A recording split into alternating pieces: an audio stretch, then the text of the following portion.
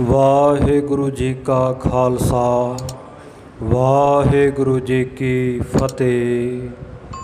ਪਰਮ ਸਤਿਕਾਰਯੋਗ ਸਤਿਗੁਰਾਂ ਦੀ ਸਾਜੀ ਨਵਾਜੀ ਗੁਰੂ ਪਿਆਰੀ ਗੁਰੂ ਸਵਾਰੀ ਸਾਧ ਸੰਗਤ ਜੀਓ, ਜੁਗੋ ਜੁਗ ਅਟਲ ਗੁਰਤਾ ਗਦੀ ਤੇ ਸ਼ੁਭਾਏਮਾਨ। ਪਤਿਤ ਪਾਵਨ ਭਗਤ ਵੈਸ਼ਲ ਕਿਰਪਾ ਦੇ ਖਜ਼ਾਨੇ ਗਰੀਬ ਨਵਾਜ ਸਤਿਗੁਰੂ।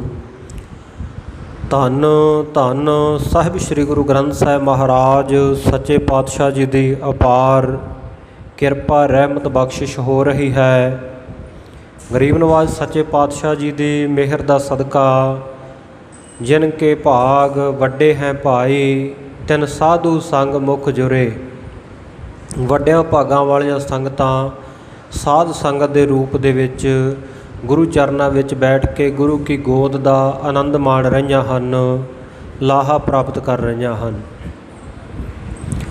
ਅੱਜ ਦਿਨ ਭਰ ਤੋਂ ਹੀ ਜੋ ਦੀਵਾਨ ਸਜੇ, ਐਤਵਾਰ ਦਾ ਵਿਸ਼ੇਸ਼ ਸਮਾਗਮ ਜੋ ਸਤਿਗੁਰਾਂ ਦੇ ਇਸ ਪਵਿੱਤਰ ਅਸਥਾਨ ਗੁਰਦੁਆਰਾ ਸ਼ਹੀਦ ਬਾਬਾ ਨਿਹਾਲ ਸਿੰਘ ਜੀ ਨਗਰ ਤਲਣ ਜ਼ਿਲ੍ਹਾ ਜਲੰਧਰ ਵਿਖੇ ਵਿਸ਼ੇਸ਼ ਇਕੱਤਰਤਾ ਐਤਵਾਰ ਦੇ ਦਿਨ ਸੰਗਤਾਂ ਦੀ ਹੁੰਦੀ ਹੈ। ਬੇਅੰਤ ਸੰਗਤਾਂ ਨੇ ਸਤਿਗੁਰੂ ਸਾਹਿਬ ਜੀ ਦੇ ਦਰਸ਼ਨ ਦੀਦਾਰੇ ਕਰਕੇ ਲਾਹਾ ਪ੍ਰਾਪਤ ਕੀਤਾ ਹੈ, ਆਨੰਦ ਮਾਣਿਆ ਹੈ, ਕਿਰਤਾਰਥ ਹੋਏ ਹਨ। ਸੰਧਿਆ ਦੇ ਸਜੇ ਦੀਵਾਨ ਵਿੱਚ ਆਪ ਜੀ ਨੇ ਗੁਰੂ ਕੇ ਕੀਰਤਨੀਏ ਰਾਗੀ ਸਿੰਘਾਂ ਦੇ ਪਾਸੋਂ ਗੁਰੂ ਕੀ ਬਾਣੀ ਦਾ ਮਨੋਹਰ ਕੀਰਤਨ ਸਰਵਣ ਕੀਤਾ ਹੈ। ਇਸੇ ਪ੍ਰਕਾਰ ਗੁਰਮਤ ਮਰਿਆਦਾ ਨਿਤਨੇਮ ਦੇ ਮੁਤਾਬਕ ਸੰਧਿਆ ਵੇਲੇ ਰਹਿਰਾਸ ਸਾਹਿਬ ਜੀ ਦੇ ਪਾਠ ਸਮੂਹ ਸੰਗਤਾਂ ਨੇ ਗੁਰੂ ਕੇ ਗ੍ਰੰਥੀ ਸਿੰਘਾਂ ਦੇ ਪਾਸੋਂ ਸਰਵਣ ਕਰਕੇ ਆਨੰਦ ਪ੍ਰਾਪਤ ਕੀਤਾ ਹੈ। ਸਤਿਗੁਰਾਂ ਦੇ ਦਰ ਦੇ ਉੱਤੇ ਜੋ ਇਤਿਹਾਸ ਦੀ ਲੜੀਵਾਰ ਕਥਾ ਚੱਲ ਰਹੀ ਹੈ, ਸੋਹਣਾ ਸੁੰਦਰ ਇਤਿਹਾਸ। ਕਲਗੀਆਂ ਵਾਲੇ ਪ੍ਰੀਤਮ ਅੰਮ੍ਰਿਤ ਕੇ ਦਾਤੇ ਸਾਹਿਬੇ ਕਮਾਲ ਸਰਬੰਸਦਾਨੀ ਸਤਿਗੁਰੂ ਸ਼੍ਰੀ ਗੁਰੂ ਗੋਬਿੰਦ ਸਿੰਘ ਸਾਹਿਬ ਮਹਾਰਾਜ ਸੱਚੇ ਪਾਤਸ਼ਾਹ ਜੀ ਦਾ ਚੱਲਿਆ ਹੋਇਆ ਸਤਿਗੁਰੂ ਜੀ ਦੇ ਪਵਿੱਤਰ ਜੀਵਨ ਪ੍ਰਸੰਗਾਂ ਨੂੰ ਆਪਾਂ ਨਿੱਤਾ ਪ੍ਰਤੀ ਸਰਵਣ ਕਰਕੇ ਲਾਹਾ ਪ੍ਰਾਪਤ ਕਰਦੇ ਹਾਂ, ਸਮੇਂ ਅਤੇ ਸਵਾਸਾਂ ਨੂੰ ਸਫਲਾ ਕਰਦੇ ਹਾਂ। ਸਤਿਗੁਰੂ ਸੱਚੇ ਪਾਤਸ਼ਾਹ ਜੀ ਦੀ ਰਹਿਮਤ ਦਾ ਸਦਕਾ ਆਪਾਂ ਜੋ ਇਤਿਹਾਸ ਦੀ ਲੜੀ ਚੱਲ ਰਹੀ ਹੈ ਉਹਦੇ ਵਿੱਚੋਂ ਜਿਹੜਾ ਪ੍ਰਸੰਗ ਬੀਤੇ ਕੱਲ੍ਹ ਵਿਚਾਰਿਆ, ਸੋ ਇਹ ਆਮ ਕਥਾ ਦੇ ਨਾਲੋਂ ਥੋੜ੍ਹਾ ਜਿਹਾ ਹਟ ਕੇ ਇਹ ਪ੍ਰਸੰਗ ਹੈ, ਕਿਉਂਕਿ ਆਮ ਕਥਾ ਦੇ ਵਿੱਚ ਸਾਖੀ ਹੁੰਦੀ ਹੈ ਇਤਿਹਾਸਕ, ਅਤੇ ਉਹ ਸਾਖੀ ਦੇ ਨਾਲ ਨਾਲ ਸੰਗਤ ਦਾ ਮਨ ਬੜਾ ਛੇਤੀ ਜੁੜਿਆ ਰਹਿੰਦਾ, ਸੁਖੈਨ ਤਰੀਕੇ ਨਾਲ ਜੁੜ ਜਾਂਦਾ ਹੈ। ਸਤਿਗੁਰੂ ਦੀ ਬਾਣੀ ਦੇ ਵੀ ਬਚਨ ਹੈ, ਹਉ ਮੂਰਖ ਨੀਚ ਅਜਾਣ ਸਮਝਾ ਸਾਖੀ ਹੈ। ਸਾਖੀ ਦੇ ਨਾਲ ਸੁਖੈਨ ਹੀ ਸੁਖਾਲਿਆ ਹੀ ਸਮਝ ਆ ਜਾਂਦੀ ਹੈ। ਪਰ ਇਹ ਜੋ ਪ੍ਰਸੰਗ ਹੈ ਇਹਦੇ ਵਿੱਚ ਸਾਖੀ ਨਹੀਂ ਹੈ, ਸਵਾਲ ਜਵਾਬ ਹਨ, ਗੋਸ਼ਟੀ ਹੈ। ਔਰ ਗੋਸ਼ਟੀ ਵੀ ਕੋਈ ਦੁਨਿਆਵੀ ਸਵਾਲਾਂ ਜਵਾਬਾਂ ਦੀ ਨਹੀਂ ਹੈ, ਬ੍ਰਹਮ ਗਿਆਨ ਦੀ ਗੋਸ਼ਟੀ ਹੈ। ਗੁਰੂ ਕੀਆਂ ਸੰਗਤਾਂ ਨੇ ਸਤਿਗੁਰੂ ਸੱਚੇ ਪਾਤਸ਼ਾਹ ਜੀ ਦੇ ਚਰਨਾਂ ਵਿੱਚ ਅਰਜ਼ ਕੀਤੀ, ਮਹਾਰਾਜ ਸੱਚੇ ਪਾਤਸ਼ਾਹ ਜੀਓ, ਆਪ ਜੀ ਕਿਰਪਾ ਕਰੋ, ਸਾਡੇ ਕੁਝ ਕੁ ਸਵਾਲ ਹਨ, ਕੁਝ ਕੁ ਮਨਾਂ ਦੇ ਸ਼ੰਕੇ ਹਨ, ਕਿਰਪਾ ਕਰਕੇ ਨਿਵਰਤ ਕਰੋ। ਤਾਂ ਉਸ ਵੇਲੇ ਸਾਹਿਬ ਜੀ ਕਹਿਣ ਲੱਗੇ ਕਿ ਭਾਈ ਸਾਡੇ ਆਰਾਮ ਦਾ ਸਮਾਂ ਹੋ ਗਿਆ ਹੈ, ਆਰਾਮ ਆਸਣ 'ਤੇ ਜਾਣਾ ਹੈ, ਰਿਹਾਇਸ਼ੀ ਮਕਾਨ 'ਤੇ ਜਾਣਾ ਹੈ। ਤੁਹਾਡੇ ਸਾਰੇ ਸਵਾਲਾਂ ਦੇ ਜਵਾਬ ਸਾਡੇ ਪਰਮ ਪਿਆਰੇ ਬ੍ਰਹਮ ਗਿਆਨੀ ਗੁਰਸਿੱਖ ਭਾਈ ਦਇਆ ਸਿੰਘ ਜੀ ਦੇਣਗੇ। ਨਾਲ ਹੀ ਬਚਨ ਕੀਤਾ, ਦਇਆ ਸਿੰਘ ਮਮ ਰੂਪ ਉਦਾਰਾ, ਕਿ ਭਾਈ ਦਇਆ ਸਿੰਘ ਜੀ ਸਾਡਾ ਸ੍ਰੇਸ਼ਟ ਸਰੂਪ ਹਨ, ਜਿਨ੍ਹਾਂ ਨੇ ਸਭ ਤੋਂ ਪਹਿਲਾਂ ਆ ਕੇ ਸੀਸ ਭੇਟ ਕੀਤਾ, ਸਭ ਤੋਂ ਪਹਿਲਾਂ ਅੰਮ੍ਰਿਤ ਦੀ ਦਾਤ ਪ੍ਰਾਪਤ ਕੀਤੀ।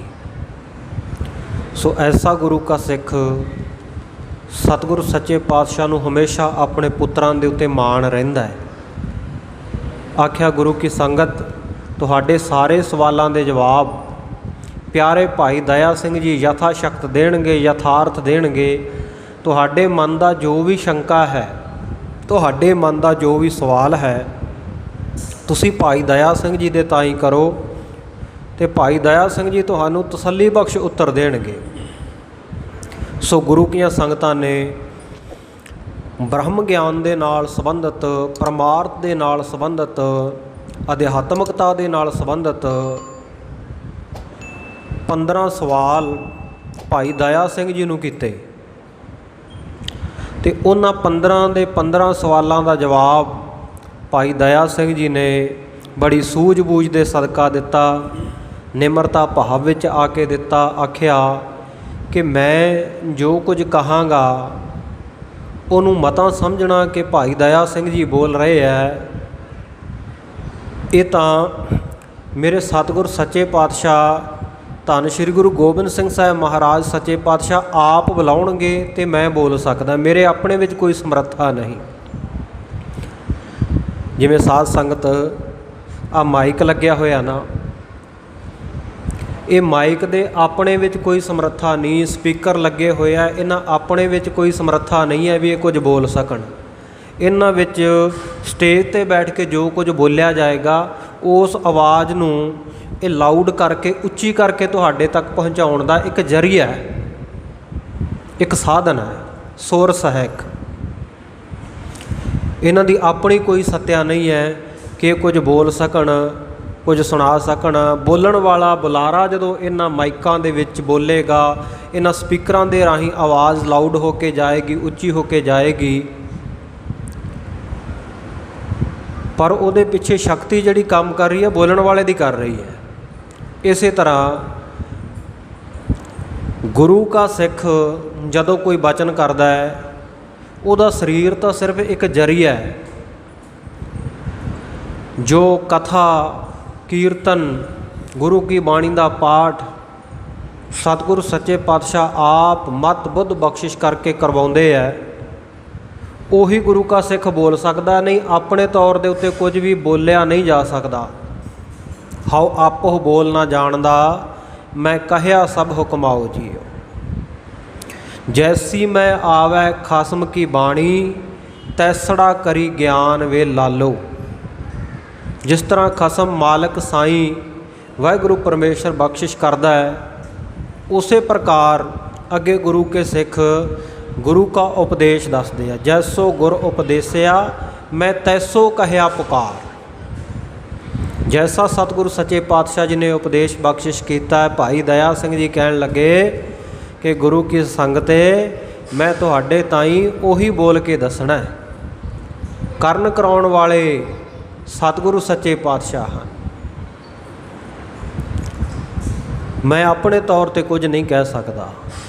तो उस तो बाद आख्या कि ए गुरु नानक सच्चे पातशाह जी की संगत जीओ, गुरु के खालसा जीओ, तुहाडे जो जो सवाल हैं वो इक्के बारी मैनू दस दिओ ताकि मैं क्रमवार एक एक करके इन्हां दे जवाब दे सकां।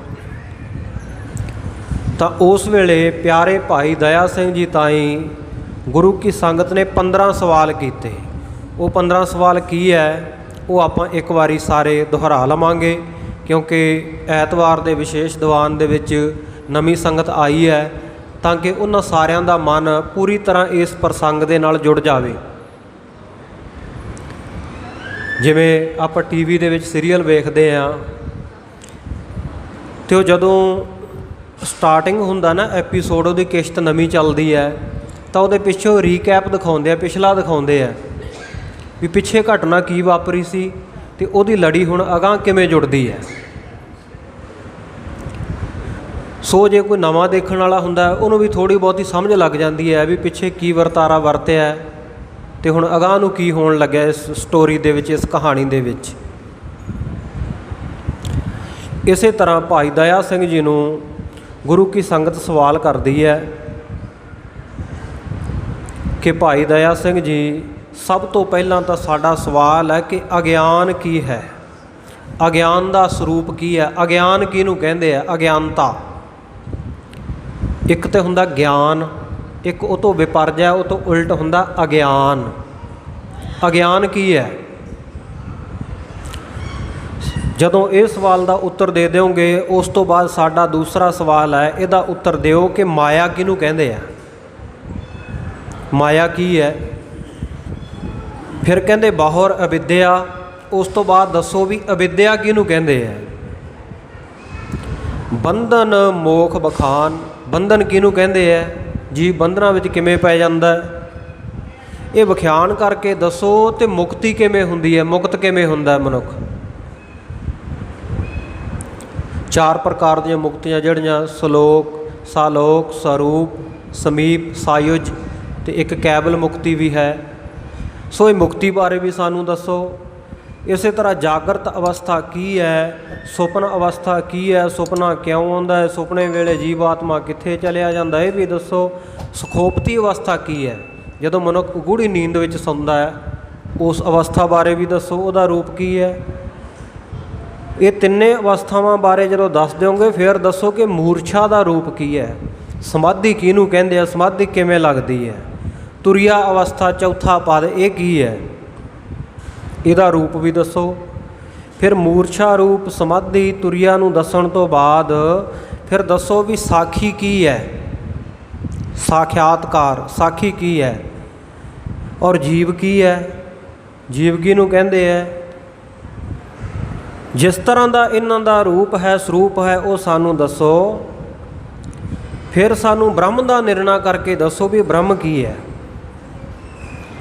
ਇਸ ਪ੍ਰਕਾਰ ਕਹਿੰਦੇ ਬ੍ਰਹਮ ਦਾ ਨਿਰਣਾ ਕਰਨ ਤੋਂ ਬਾਅਦ ਸਾਨੂੰ ਦੱਸੋ ਵੀ ਮਨੁੱਖੀ ਸਰੀਰ ਦੇ 5 ਕੋਸ਼, 5 ਪਰਦੇ ਕੀ ਹੈ,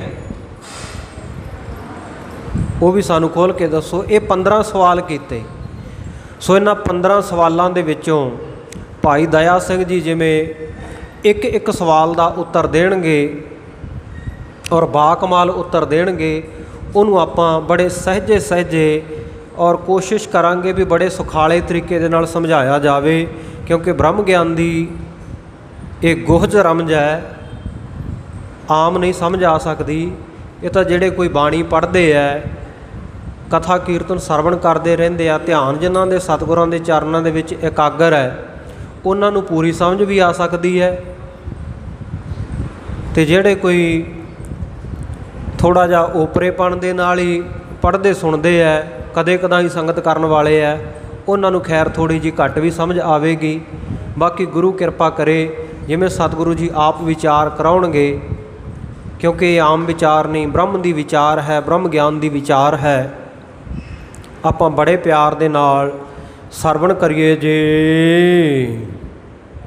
ਸਤਿਨਾਮ ਸ੍ਰੀ ਵਾਹਿਗੁਰੂ ਸਾਹਿਬ ਜੀ। ਸਵਈਆ ਛੰਦ ਬੇਨਿਆਕਾਰ ਬਿਨ ਜਨਮ ਲਾਗੇ। ਹਾਂਜੀ, ਭਾਈ ਸਾਹਿਬ ਜੀ ਦੱਸਦੇ ਆ, ਸਭ ਤੋਂ ਪਹਿਲਾ ਸਵਾਲ ਜੋ ਸੰਗਤ ਦਾ ਸੀ ਕਿ ਕਹੋ ਰੂਪ ਅਗਿਆਨ। ਅਗਿਆਨ ਦਾ ਸਰੂਪ ਦੱਸੋ ਸਾਨੂੰ ਵੀ ਅਗਿਆਨ ਕਿਹਨੂੰ ਕਹਿੰਦੇ ਆ।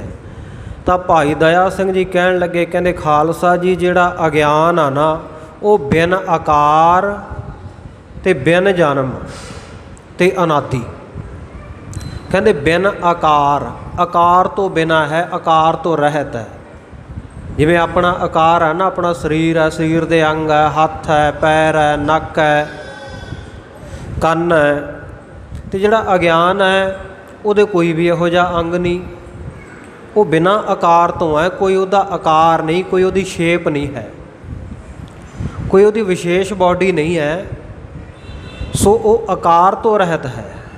ਅਤੇ ਇਸੇ ਪ੍ਰਕਾਰ ਬਿਨ ਜਨਮ, ਆਪਾਂ ਸੰਸਾਰ ਦੇ ਵਿੱਚ ਜਿੰਨੇ ਪ੍ਰਾਣੀ ਆ ਸਾਰੇ ਹੀ ਜਨਮ ਲੈਂਦੇ ਆ।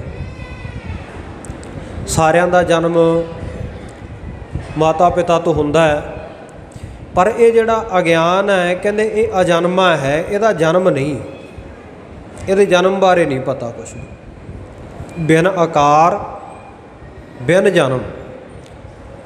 ਅਨਾਦਿ, ਅਨਾਦਿ ਕਹਿੰਦੇ ਆ ਅਨ ਆਦਿ, ਜਿਹਦਾ ਆਦ ਅੰਤ ਨਾ ਕੋਈ ਪਤਾ ਹੋਵੇ, ਕਿੱਥੋਂ ਸ਼ੁਰੂ ਹੋਇਆ, ਕਿੱਥੇ ਜਾ ਕੇ ਉਹਨੇ ਖਤਮ ਹੋਣਾ, ਉਹਨੂੰ ਅਨਾਦਿ ਕਿਹਾ ਜਾਂਦਾ। ਕਹਿੰਦੇ ਜਿਹੜਾ ਇਹ ਅਗਿਆਨ ਹੈ ਇਹ ਬਿਨਾਂ ਆਕਾਰ ਤੋਂ ਹੈ, ਆਕਾਰ ਇਹਦਾ ਕੋਈ ਨਹੀਂ, ਬਿਨਾਂ ਜਨਮ ਤੋਂ ਹੈ, ਇਹਦਾ ਮਾਤਾ ਪਿਤਾ ਕੋਈ ਨਹੀਂ, ਜਨਮ ਅਨਾਦਿ, ਇਹਦਾ ਆਦ ਕੀ ਹੈ ਅੰਤ ਕੀ ਹੈ, ਇਹਦੇ ਬਾਰੇ ਕੁਝ ਵੀ ਕਿਹਾ ਨਹੀਂ ਜਾ ਸਕਦਾ।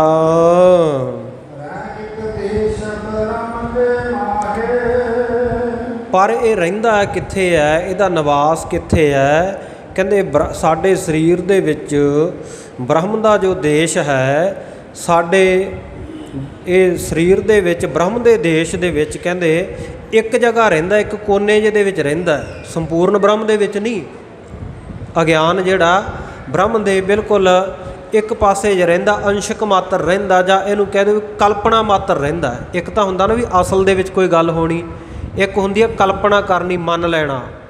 ਜਿਵੇਂ ਆਪਾਂ ਨੂੰ ਸਕੂਲਾਂ ਕਾਲਜਾਂ ਦੇ ਵਿੱਚ ਇਹ ਪੜ੍ਹਾਇਆ ਜਾਂਦਾ ਹੁੰਦਾ ਸੀ ਵੀ ਤੁਸੀਂ ਆਹ ਸਵਾਲ ਦਾ ਹੱਲ ਕਰਨਾ, ਇਹਦੇ ਵਿੱਚ ਆਹ ਚੀਜ਼ ਮੰਨ ਲਓ। ਜਾਂ ਅੰਗਰੇਜ਼ੀ ਦੇ ਵਿੱਚ, ਪੰਜਾਬੀ ਦੇ ਵਿੱਚ ਆਪਾਂ ਨੂੰ ਜਦੋਂ ਕੋਈ ਐਪਲੀਕੇਸ਼ਨ ਅਰਜ਼ੀ ਲਿਖਣ ਵਾਸਤੇ ਕਿਹਾ ਜਾਂਦਾ ਸੀ ਤਾਂ ਉਦੋਂ ਲਿਖਿਆ ਜਾਂਦਾ ਸੀ ਨਾ ਵੀ ਸਪੋਜ਼ ਕਰੋ ਤੁਸੀਂ ਰਾਕੇਸ਼ ਹੋ ਅਤੇ ਤੁਸੀਂ ਆਪਣੇ ਦਿਨੇਸ਼ ਮਿੱਤਰ ਨੂੰ ਕੋਈ ਪੱਤਰ ਲਿਖ ਰਹੇ ਹੋ, ਉਹਨੂੰ ਤੁਸੀਂ ਇਹ ਦੱਸਣਾ ਵੀ ਉਹ ਬੁੱਕਵਾਰਮ ਨਾ ਬਣੇ, ਕਿਤਾਬੀ ਕੀੜਾ ਨਾ ਬਣੇ, ਖੇਡਾਂ ਵਿੱਚ ਵੀ ਹਿੱਸਾ। ਉਦੋਂ ਮੰਨ ਲਓ ਵਾਲੀ ਗੱਲ ਆਉਂਦੀ ਸੀ, ਸਪੋਜ਼ ਕਰੋ, ਇਮੈਜਨ ਕਰ ਲੈਣਾ, ਮੰਨ ਲੈਣਾ, ਕਲਪਿਤ ਕਰ ਲੈਣਾ। ਕਹਿੰਦੇ ਇਸੇ ਤਰ੍ਹਾਂ ਜਿਹੜਾ ਅਗਿਆਨ ਹੈ ਉਹ ਬ੍ਰਹਮ ਦੇ ਦੇਸ਼ ਦੇ ਵਿੱਚ ਕਲਪਿਤ ਰੂਪ ਦੇ ਵਿੱਚ ਰਹਿੰਦਾ, ਅਸਲ ਦੇ ਵਿੱਚ ਨਹੀਂ ਰਹਿੰਦਾ। ਕਿਉਂਕਿ ਜਿੱਥੇ ਬ੍ਰਹਮ ਹੈ ਉੱਥੇ ਅਗਿਆਨ ਦਾ ਕੀ ਕੰਮ ਹੈ? ਅਗਿਆਨ ਤਾਂ ਉੱਥੇ ਹੋ ਹੀ ਨਹੀਂ ਸਕਦਾ ਸ਼ੁੱਧ ਬ੍ਰਹਮ ਦੇ ਵਿੱਚ। ਪਰ ਉਹਦੇ ਨਾਲ ਕਹਿੰਦੇ ਉਹਦੇ ਨਾਲ ਵੀ ਰਹਿੰਦਾ ਹੈ, ਪਰ ਹੈ ਕਲਪਨਾ ਮਾਤਰ ਹੈ। ਸੋ ਇਸ ਪ੍ਰਕਾਰ ਅਗਿਆਨ ਦਾ ਨਾ ਤਾਂ ਕੋਈ ਆਕਾਰ ਹੈ, ਨਾ ਕੋਈ ਜਨਮ ਹੈ, ਨਾ ਉਹਦੇ ਕੋਈ ਮਾਤਾ ਪਿਤਾ, ਉਹ ਅਨਾਦਿ ਹੈ ਅਤੇ ਬ੍ਰਹਮ ਦੇ ਦੇਸ਼ ਵਿੱਚ ਕਲਪਨਾ ਮਾਤਰ ਰਹਿੰਦਾ ਹੈ।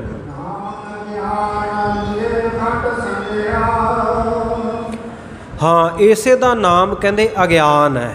ਅਤੇ ਜਿਹੜਾ ਅਗਿਆਨ ਹੈ ਇਹ ਅੱਗੇ 6 ਪ੍ਰਕਾਰ ਦੀ ਸੰਗਿਆ ਲੈਂਦਾ ਹੈ। ਸੰਗਿਆ ਕਿਹਨੂੰ ਕਹਿੰਦੇ ਹੈ? ਜਿਸ ਵਸਤੂ ਨੂੰ ਜਿਸ ਨਾਮ ਦੇ ਨਾਲ ਜਾਣਿਆ ਜਾਵੇ ਉਹਨੂੰ ਉਹਦੀ ਸੰਗਿਆ ਕਿਹਾ ਜਾਂਦਾ ਹੈ। ਆਪਾਂ ਕਿਸੇ ਵਸਤੂ ਦਾ ਕੋਈ ਨਾਮ ਲੈਂਦੇ ਹਾਂ, ਉਹਦੀ ਉਹ ਸੰਗਿਆ ਹੁੰਦੀ ਹੈ। ਸੋ ਕਹਿੰਦੇ ਜਿਹੜਾ ਅਗਿਆਨ ਹੈ ਇਹ ਅੱਗੇ 6 ਸੰਗਿਆ ਲੈ ਲੈਂਦਾ ਹੈ। 6 ਇਹਦੇ ਨਾਮ ਹੋ ਜਾਂਦੇ ਹਨ।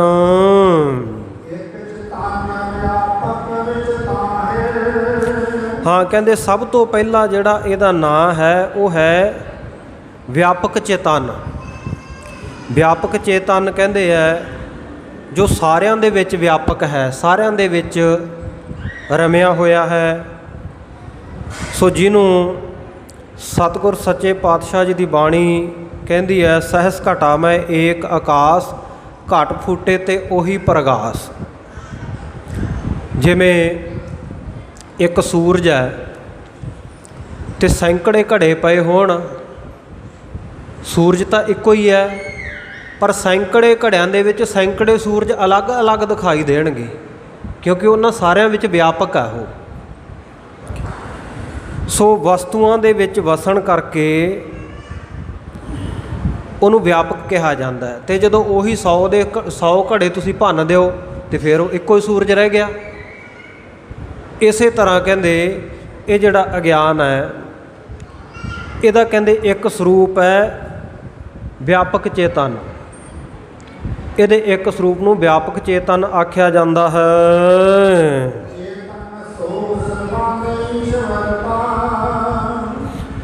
ਇਸੇ ਪ੍ਰਕਾਰ ਕਹਿੰਦੇ ਇਹਦਾ ਦੂਸਰਾ ਸਰੂਪ ਜਿਹੜਾ ਹੈ, ਦੂਸਰੀ ਸੰਗਿਆ, ਉਹਨੂੰ ਚੇਤਨ ਕਿਹਾ ਜਾਂਦਾ ਹੈ। ਸੋ ਚੇਤਨ ਇੱਕ ਹੋ ਗਿਆ ਚੇਤਨ ਵਿਆਪਕ ਚੇਤਨ, ਅਤੇ ਇੱਕ ਹੋ ਗਿਆ ਚੇਤਨ। ਦੋਵਾਂ ਦਾ ਫਰਕ ਹੈ।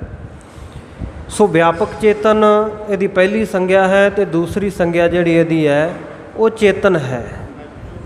ਜਿੱਥੇ ਇਹ ਬ੍ਰਹਮ ਦੇ ਆਭਾਸ ਦੇ ਸਹਿਤ, ਮਾਇਆ ਦੇ ਤ੍ਰੈ ਗੁਣਾਂ ਦੇ ਸਹਿਤ ਰਹਿੰਦਾ ਹੈ। ਸੋ ਇਹ ਚੇਤਨ ਸਰੂਪ ਹੈ ਅਤੇ ਸੋ ਸੰਬੰਧ ਈਸ਼ਵਰਤਾ। ਅਤੇ ਕਹਿੰਦੇ ਇਸੇ ਤਰ੍ਹਾਂ ਇਹਦੀ ਅਗਲੀ ਸੰਗਿਆ, ਅਗਲਾ ਨਾਮ ਹੈ ਜਿਹੜਾ ਉਹ ਈਸ਼ਵਰ ਹੈ, ਈਸ਼ਰ। ਸੋ ਇਹ ਇਸ ਦਾ ਅਗਲਾ ਸਰੂਪ ਹੋ ਗਿਆ ਚੇਤਨ ਦਾ ਅਤੇ ਈਸ਼ਰ ਦਾ ਆਪਸ ਦੇ ਵਿੱਚ ਸੰਬੰਧ ਹੈ। ਚੇਤਨ ਦੇ ਆਭਾਸ ਦੇ ਸਹਿਤ ਜੋ ਇਹ ਸੰਬੰਧਕ ਹੋ ਕੇ ਰਹਿੰਦਾ, ਇਹਦਾ ਨਾਮ ਈਸ਼ਰ ਹੈ। ਹਾਂ, ਜਿਹੜੀ ਇਹਦੀ ਚੌਥੀ ਸੰਗਿਆ ਹੈ ਉਹਨੂੰ ਜੀਵ ਆਖਿਆ ਜਾਂਦਾ ਹੈ। ਚਤੁਰਥ ਸੰਗਿਆ ਜੀਵ ਜੇ ਆਹੇ। ਚੌਥੀ ਸੰਗਿਆ ਜਿਹੜੀ ਇਹਦੀ ਜੀਵ ਹੈ, ਕਿਉਂਕਿ ਸਭ ਜੀਵਾਂ ਦੇ ਵਿੱਚ ਉਹਦਾ ਨਿਵਾਸ ਹੈ। ਬ੍ਰਹਮ ਦੀਸੈ ਬ੍ਰਹਮ ਸੁਣੀਐ, ਏਕ ਏਕ ਵਖਾਣੀਐ, ਆਤਮ ਪਸਾਰਾ ਕਰਨਹਾਰਾ, ਪ੍ਰਭ ਬਿਨਾ ਨਹੀਂ ਜਾਣੀਐ। ਸਭ ਗੋਬਿੰਦ ਹੈ, ਸਭ ਗੋਬਿੰਦ ਹੈ, ਗੋਬਿੰਦ ਬਿਨ ਨਹੀਂ ਕੋਈ। ਜਦੋਂ ਅਗਿਆਨਤਾ ਦੇ ਸਹਿਤ ਹੈ ਤਾਂ ਉਦੋਂ ਇਹ ਮਾਇਆ ਦੇ ਪ੍ਰਭਾਵ ਦੇ ਅਧੀਨ ਉਦੋਂ ਈਸ਼ਰ ਹੈ। ਅਤੇ ਜਦੋਂ ਮਾਇਆ ਦਾ ਪਰਦਾ ਚੱਕਿਆ ਜਾਂਦਾ ਹੈ, ਗਿਆਨ ਦੇ ਸਹਿਤ ਹੋ ਜਾਂਦਾ ਹੈ, ਉਦੋਂ ਸ਼ੁੱਧ ਬ੍ਰਹਮ ਹੁੰਦਾ ਹੈ, ਸ਼ੁੱਧ ਚੇਤਨ ਸਰੂਪ। ਅਤੇ ਉਸ ਵੇਲੇ ਇਹ ਅਵਸਥਾ ਬਣ ਜਾਂਦੀ ਹੈ ਵੀ ਸਭ ਗੋਬਿੰਦ ਹੈ, ਸਭ ਗੋਬਿੰਦ ਹੈ, ਗੋਬਿੰਦ ਬਿਨ ਨਹੀਂ ਕੋਈ। ਸੂਤ ਏਕ ਮਨ ਸਤ ਸਹੰਸ, ਜੈਸੇ ਓਤ ਪੋਤ ਸਭ ਹੋਈ। ਓਤ ਪੋਤ ਸਭ ਸੋਈ। ਫਿਰ ਕਹਿੰਦੇ ਇਹਦਾ ਜਿਹੜਾ ਅਗਲਾ ਸਰੂਪ ਹੈ, ਅਗਲੀ ਸੰਗਿਆ ਹੈ ਈਸ਼ਵਰਤਾ ਤੋਂ, ਈਸ਼ਰਤਾ ਤੋਂ ਅੱਗੇ ਕਹਿੰਦੇ ਇਹਦੀ ਚੌਥੀ ਸੰਗਿਆ ਜਿਹੜੀ ਜੀਵ ਹੈ।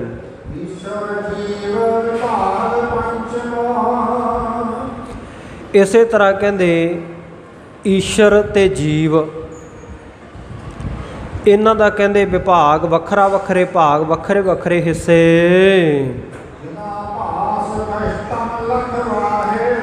ਇਸੇ ਤਰ੍ਹਾਂ ਕਹਿੰਦੇ ਜਿਹੜਾ ਇਹਦਾ ਛੇਵਾਂ ਸਰੂਪ ਹੈ ਉਹ ਹੈ ਚਿਦਾਭਾਸ।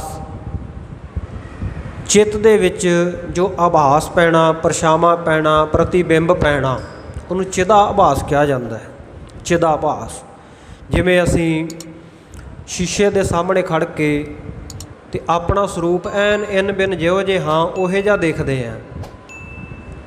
ਅਸਲ ਵਿੱਚ ਆਪਾਂ ਹੋਰ ਹੈ ਅਤੇ ਸ਼ੀਸ਼ੇ ਵਿੱਚ ਸਾਡਾ ਜਿਹੜਾ ਆਭਾਸ ਪੈ ਰਿਹਾ, ਪਰ ਹੈ ਸਾਡੇ ਵਰਗਾ ਬਿਲਕੁਲ। ਜੇ ਅਸੀਂ ਸਾਹਮਣੇ ਖੜ੍ਹੇ ਹਾਂ ਤਾਂ ਹੀ ਸਾਡਾ ਪ੍ਰਤੀਬਿੰਬ ਪੈ ਰਿਹਾ ਸ਼ੀਸ਼ੇ ਦੇ ਵਿੱਚ, ਜੇ ਨਾ ਖੜ੍ਹੇ ਹੋਈਏ ਤਾਂ ਖਤਮ ਹੈ, ਪਰ ਹੈ ਵੱਖਰਾ। ਇਸੇ ਤਰ੍ਹਾਂ ਕਹਿੰਦੇ ਇਹਦਾ ਜਿਹੜਾ ਛੇਵਾਂ ਸਰੂਪ ਹੈ, 6 ਪ੍ਰਕਾਰ ਦੀ ਸੰਗਿਆ ਦੱਸੀ ਹੈ ਇਹਦੀ। ਸੋ ਕਹਿੰਦੇ ਜਿਹੜਾ ਛੇਵਾਂ ਸਰੂਪ ਹੈ ਉਹ ਚਿਤਾਭਾਸ ਹੈ। ਖਸ਼ਟਮ ਲਖ ਵਾਹੇ, ਕਹਿੰਦੇ ਛੇਵਾਂ ਇਸ ਨੂੰ ਜਾਣੋ।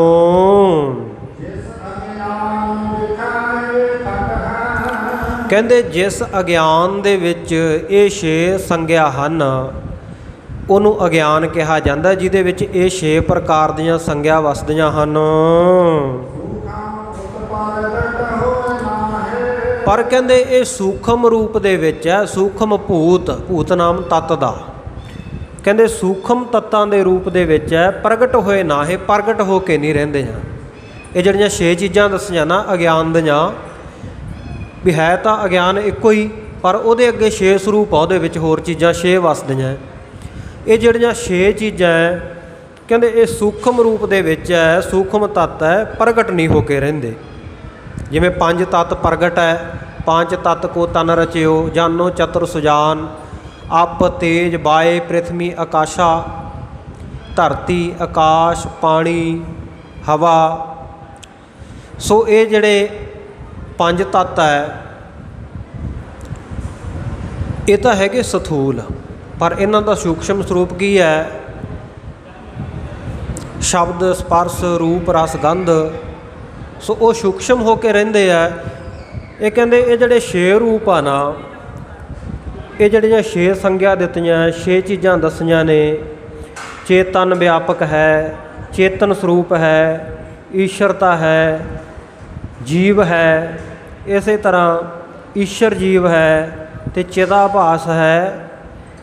ਸੋ ਇਹ ਜਿਹੜੇ ਸਾਰੇ 6 ਹੈ ਇਹ ਕਹਿੰਦੇ ਸੂਖਮ ਰੂਪ ਦੇ ਵਿੱਚ ਹੋ ਕੇ ਰਹਿੰਦੇ ਆ, ਇਹ ਪ੍ਰਗਟ ਹੋ ਕੇ ਨਹੀਂ ਰਹਿੰਦੇ ਹਨ।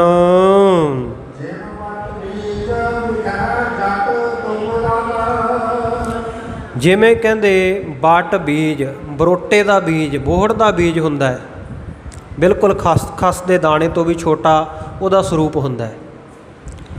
ਅਤੇ ਉਹਦੇ ਵਿੱਚ ਕਹਿੰਦੇ ਇਹ 6 ਚੀਜ਼ਾਂ ਵਸਦੀਆਂ। ਹੁਣ ਭਾਈ ਸੰਤੋਖ ਸਿੰਘ ਜੀ ਨੇ ਜਿਹੜੇ ਇਹ ਬਚਨ ਇੱਥੇ ਛੰਦਾਬੰਦੀ ਵਿੱਚ ਲਿਖੇ ਹੈ, ਅਤੇ ਜਿਹੜੇ ਬਚਨ ਭਾਈ ਦਇਆ ਸਿੰਘ ਜੀ ਨੇ ਦੱਸੇ ਹੈ ਇੱਥੇ, ਭਾਈ ਦਇਆ ਸਿੰਘ ਜੀ ਦੀ ਚੋਣ ਵੇਖੋ ਉਦਾਹਰਨ ਦੇਣ ਦੇ ਲਈ। ਅਗਿਆਨ ਦੀ ਉਦਾਹਰਨ ਦੇ ਰਹੇ ਆ ਵੀ ਅਗਿਆਨ 6 ਪ੍ਰਕਾਰ ਦਾ ਕਿਵੇਂ ਹੈ, 6 ਜਿਹੜੀਆਂ ਸੰਗਿਆ ਇਹਦੇ ਇੱਕ ਅਗਿਆਨ ਦੇ ਵਿੱਚ ਕਿਵੇਂ ਵਸਦੀਆਂ, ਉਹਦਾ ਸਟੀਕ ਪ੍ਰਮਾਣ ਦੇ ਰਹੇ ਹੈ ਐਨ ਮਿਣ ਤੋਲ ਕੇ ਵੀ ਬਿਲਕੁਲ ਉਸੇ ਤਰ੍ਹਾਂ ਦੀਆਂ 6 ਚੀਜ਼ਾਂ ਹੋਣ। ਤਾਂ ਉਹਨਾਂ ਨੇ ਬੋਹੜ ਦੇ ਦਰਖਤ ਦੀ ਉਦਾਹਰਨ ਲਈ ਹੈ।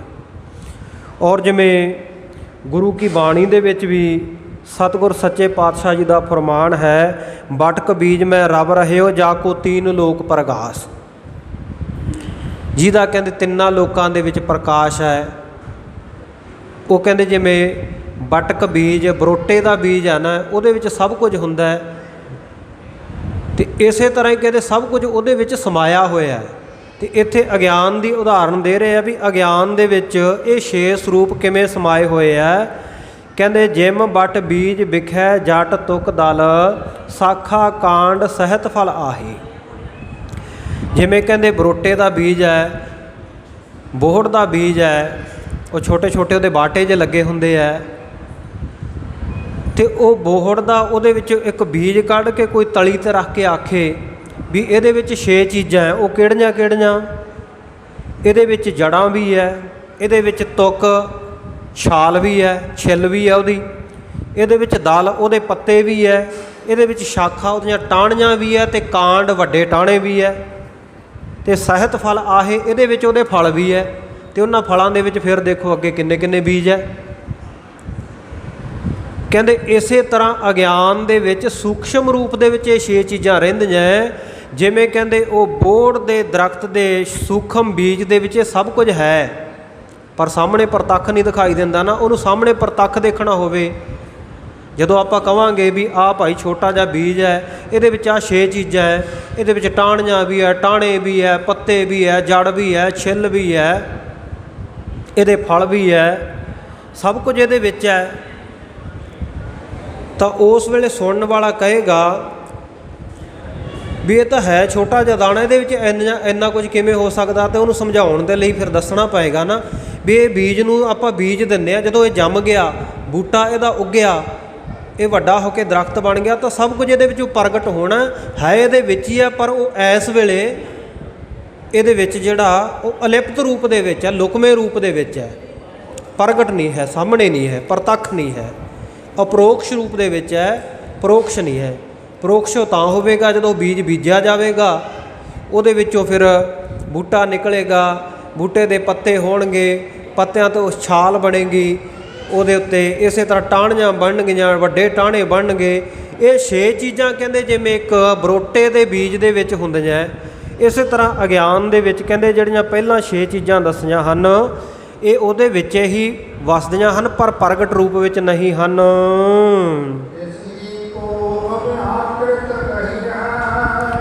ਹਾਂ, ਕਹਿੰਦੇ ਇਸੇ ਅਗਿਆਨ ਦਾ ਨਾਮ ਧਰਮ ਗ੍ਰੰਥਾਂ ਦੇ ਵਿੱਚ ਵਿਦਵਾਨਾਂ ਨੇ ਅਭਿਆਕ੍ਰਿਤ ਕਰਕੇ ਆਖਿਆ ਹੈ।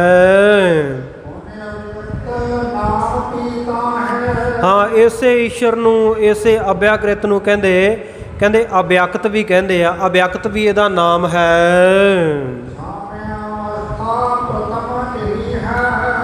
ਹਾਂ, ਇਹ ਦੱਸ ਦਿੱਤਾ ਵੀ ਅਗਿਆਨ।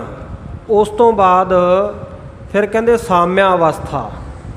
ਸਾਮਿਆ ਅਵਸਥਾ ਕਹਿੰਦੇ ਆ ਸਮ ਅਵਸਥਾ, ਬਰਾਬਰ ਦੀ ਅਵਸਥਾ, ਤੁਲ ਅਵਸਥਾ। ਸਮ ਨਾਮ ਹੀ ਬਰਾਬਰ ਦਾ ਨਾ। ਜਿੱਥੇ ਕਹਿੰਦੇ ਮਾਇਆ ਦੇ ਜਿਹੜੇ 3 ਗੁਣ ਹੈ, ਉਹਨਾਂ ਦੀ ਬਰਾਬਰ ਮਿਕਦਾਰ, ਬਰਾਬਰ ਮਾਤਰਾ ਹੋਵੇ, ਬਿਲਕੁਲ ਬਰਾਬਰਤਾ ਦੇ ਵਿੱਚ ਹੋਣ, ਉਹਨੂੰ ਸਾਮਿਆ ਅਵਸਥਾ ਕਹਿੰਦੇ ਆ। ਸਾਮਿਆ ਅਵਸਥਾ ਪ੍ਰਥਮ ਇਹੀ ਹੈ, ਵੇਦਨ ਆਦ ਸੰਤ ਸਭ ਪ੍ਰਾਹੇ।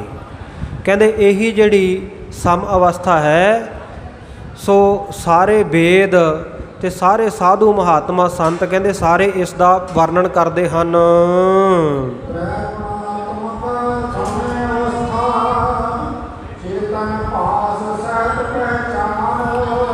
ਫਿਰ ਕਹਿੰਦੇ ਤ੍ਰਿਗੁਣਾਤਮਕ ਸਾਮਿਆ ਅਵਸਥਾ ਹੈ, ਜਿਹੜੀ 3 ਗੁਣਾਂ ਦੇ ਸਹਿਤ ਤਿੰਨੇ ਗੁਣ ਸਮਾਨ ਹੈ।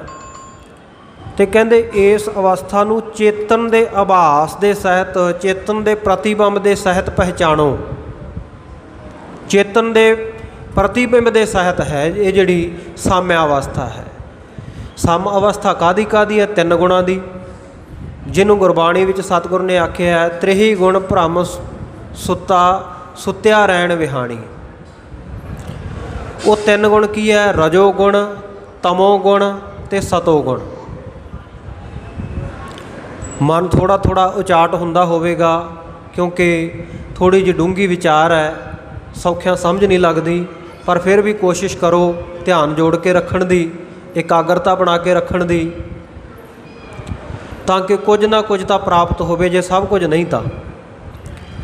ਰਾਜਗੁਣ, ਸਤਗੁਣ ਤੇ ਤਮ ਗੁਣ।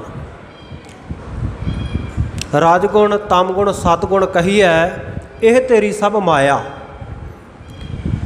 ਸੋ ਜਿਹੜੇ ਰਜੋ ਗੁਣ ਹੈ, ਤਮੋ ਗੁਣ ਹੈ ਤੇ ਸਤੋ ਗੁਣ ਹੈ, ਇਹ ਜਦੋਂ ਚੇਤਨ ਦੇ ਆਭਾਸ ਦੇ ਸਹਿਤ ਹੈ ਤੇ ਤਿੰਨਾਂ ਦੀ ਮਿਕਦਾਰ, ਤਿੰਨਾਂ ਦੀ ਜਿਹੜੀ ਅਵਸਥਾ, ਤਿੰਨਾਂ ਦਾ ਵਜਨ ਤੋਲ ਇੱਕੋ ਜਿਹਾ ਹੈ। ਉਨਾ ਹੀ ਰਜੋ ਗੁਣ ਹੈ, ਉਨਾ ਹੀ ਸਤੋ ਗੁਣ ਹੈ, ਉਨਾ ਹੀ ਤਮੋ ਗੁਣ ਹੈ। ਤੇ ਕਹਿੰਦੇ ਉਦੋਂ ਇਹਨੂੰ ਸਾਮਿਆ ਅਵਸਥਾ ਕਿਹਾ ਜਾਂਦਾ, ਬਰਾਬਰ ਤੁਲ ਅਵਸਥਾ ਆਖਿਆ ਜਾਂਦਾ। ਸਤੋ ਗੁਣ ਕੀ ਹੈ? ਵੀ ਜਦੋਂ ਇਹਨੂੰ ਇਉਂ ਸਮਝ ਲਓ ਉਦਾਹਰਨ ਦੇ ਦੁਆਰਾ, ਵੀ ਜਦੋਂ ਕਦੇ ਸਾਡੇ ਮਨ ਦੇ ਵਿੱਚ ਇੰਨਾ ਕੁ ਵਿਰਾਗ ਪੈਦਾ ਹੋ ਜਾਂਦਾ ਕਈ ਵਾਰੀ ਵੀ ਲੱਗਦਾ ਵੀ ਜਿਹੜਾ ਆਪਣਾ ਪਦਾਰਥ ਹੈ ਇਹ ਵੀ ਗੁਆਂਢੀ ਨੂੰ ਦੇ ਦਈਏ, ਉਦੋਂ ਅਸੀਂ ਸਤੋ ਗੁਣ ਦੇ ਵਿੱਚ ਹੁੰਦੇ ਹਾਂ। ਜਦੋਂ ਕਹਿੰਦੇ ਇਹ ਲੱਗੇ ਵੀ ਗੁਆਂਢੀ ਵਾਲਾ ਵੀ ਆਪਣੇ ਘਰ ਲੈ ਆਈਏ, ਉਹ ਰਜੋ ਗੁਣ ਹੁੰਦਾ। ਤੇ ਤਮੋ ਗੁਣ ਹੁੰਦਾ ਵੀ ਜਦੋਂ ਆਪਣੇ ਵਾਲਾ ਵੀ ਨਾਸ਼ ਕਰ ਦਈਏ ਤੇ ਗੁਆਂਢੀ ਦਾ ਵੀ ਨਾਸ਼ ਕਰ ਦਈਏ, ਉਹ ਤਮੋ ਗੁਣ ਹੁੰਦਾ ਹੈ। ਰਜੋ ਗੁਣ, ਸਤੋ ਗੁਣ ਤੇ ਤਮੋ ਗੁਣ, ਇਹ 3 ਦੇਵਤਿਆਂ ਦਾ ਵੀ ਵਾਚਕ ਹੈ, ਬ੍ਰਹਮਾ, ਵਿਸ਼ਨੂੰ ਤੇ ਸ਼ਿਵ ਜੀ ਦਾ। ਬ੍ਰਹਮਾ, ਵਿਸ਼ਨ, ਮਹੇਸ਼ ਦਾ। ਬ੍ਰਹਮਾ ਜੀ ਪੈਦਾ ਕਰਦੇ ਆ, ਇਸ ਕਰਕੇ ਉਹ ਰਜੋਗੁਣੀ ਹੈ। ਵਿਸ਼ਨੂੰ ਜੀ ਜਿਹੜੇ ਹੈ ਉਹ ਸਾਰਿਆਂ ਨੂੰ, ਉਹਨਾਂ ਦੀ ਡਿਊਟੀ ਹੈ ਭੋਜਨ ਪ੍ਰਸ਼ਾਦਾ ਪਹੁੰਚਾਉਣ ਦੀ, ਖਾਣ ਪਾਣ ਦੀ, ਉਹ ਸਤੋ ਗੁਣ ਦੇ ਵਿੱਚ ਹੈ। ਤੇ ਸ਼ਿਵ ਜੀ ਭਗਵਾਨ, ਉਹਨਾਂ ਦੀ ਤਮੋ ਗੁਣ ਦੀ ਅਵਸਥਾ ਹੈ, ਉਹ ਤਮੋ ਗੁਣ ਵਿੱਚ ਰਹਿੰਦੇ ਹੈ। ਬ੍ਰਹਮਾ ਨੇ ਪੈਦਾ ਕੀਤਾ, ਵਿਸ਼ਨੂੰ ਨੇ ਪਾਲਿਆ, ਤੇ ਸ਼ਿਵ ਜੀ ਦੀ ਡਿਊਟੀ ਹੈ ਵੀ ਉਹਨਾਂ ਨੇ ਖਤਮ ਕਰਨਾ, ਲੈਤਾ ਕਰਨੀ ਹੈ। ਜਿਹਨੂੰ ਜਪਜੀ ਸਾਹਿਬ ਵਿੱਚ ਸਤਿਗੁਰੂ ਨਾਨਕ ਦੇਵ ਮਹਾਰਾਜ ਸੱਚੇ ਪਾਤਸ਼ਾਹ ਕਹਿੰਦੇ ਹੈ, ਏਕਾ ਮਾਈ ਜੁਗਤ ਵਿਆਈ, 3 ਚੇਲੇ ਪ੍ਰਵਾਨ, 1 ਸੰਸਾਰੀ, 1 ਭੰਡਾਰੀ, 1 ਲਾਏ ਦੀ ਬਾਣ। ਦੀਵਾਨ ਪਾਠ ਇਕੱਠਾ ਨਹੀਂ ਕਰਨਾ, 1 ਲਾਏ ਦੀ ਬਾਣ, ਅਲੱਗ ਅਲੱਗ ਹੈ ਦੀ ਤੇ ਬਾਣ। ਇੱਕ ਨੂੰ ਲਾਇਤਾ ਕਰਨ ਦੀ ਬਾਣ ਹੈ, ਆਦਤ ਹੈ, ਸੁਭਾਅ ਹੈ, ਉਹਦੀ ਜ਼ਿੰਮੇਵਾਰੀ ਹੈ, ਉਹਦੀ ਡਿਊਟੀ ਹੈ। ਸੋ ਇਹ 3 ਗੁਣ ਹੋ ਗਏ, ਰਜੋ ਗੁਣ, ਤਮ ਗੁਣ ਤੇ ਸਤੋ ਗੁਣ ਮਾਇਆ ਦੇ। ਕਹਿੰਦੇ ਜਦੋਂ ਇਹ 3 ਗੁਣਾਂ ਦੀ ਸਮ ਅਵਸਥਾ ਹੁੰਦੀ ਹੈ ਤੇ ਚੇਤਨ ਦਾ ਆਭਾਸ ਪੈਂਦਾ ਹੈ, ਬਰਾਬਰ ਅਵਸਥਾ ਹੁੰਦੀ ਹੈ, ਇਹ ਸ਼ੁੱਧ ਹੁੰਦੇ ਆ 3 ਗੁਣ, ਉਸ ਵੇਲੇ ਕਹਿੰਦੇ ਸਮ ਅਵਸਥਾ ਜਾਣੋ।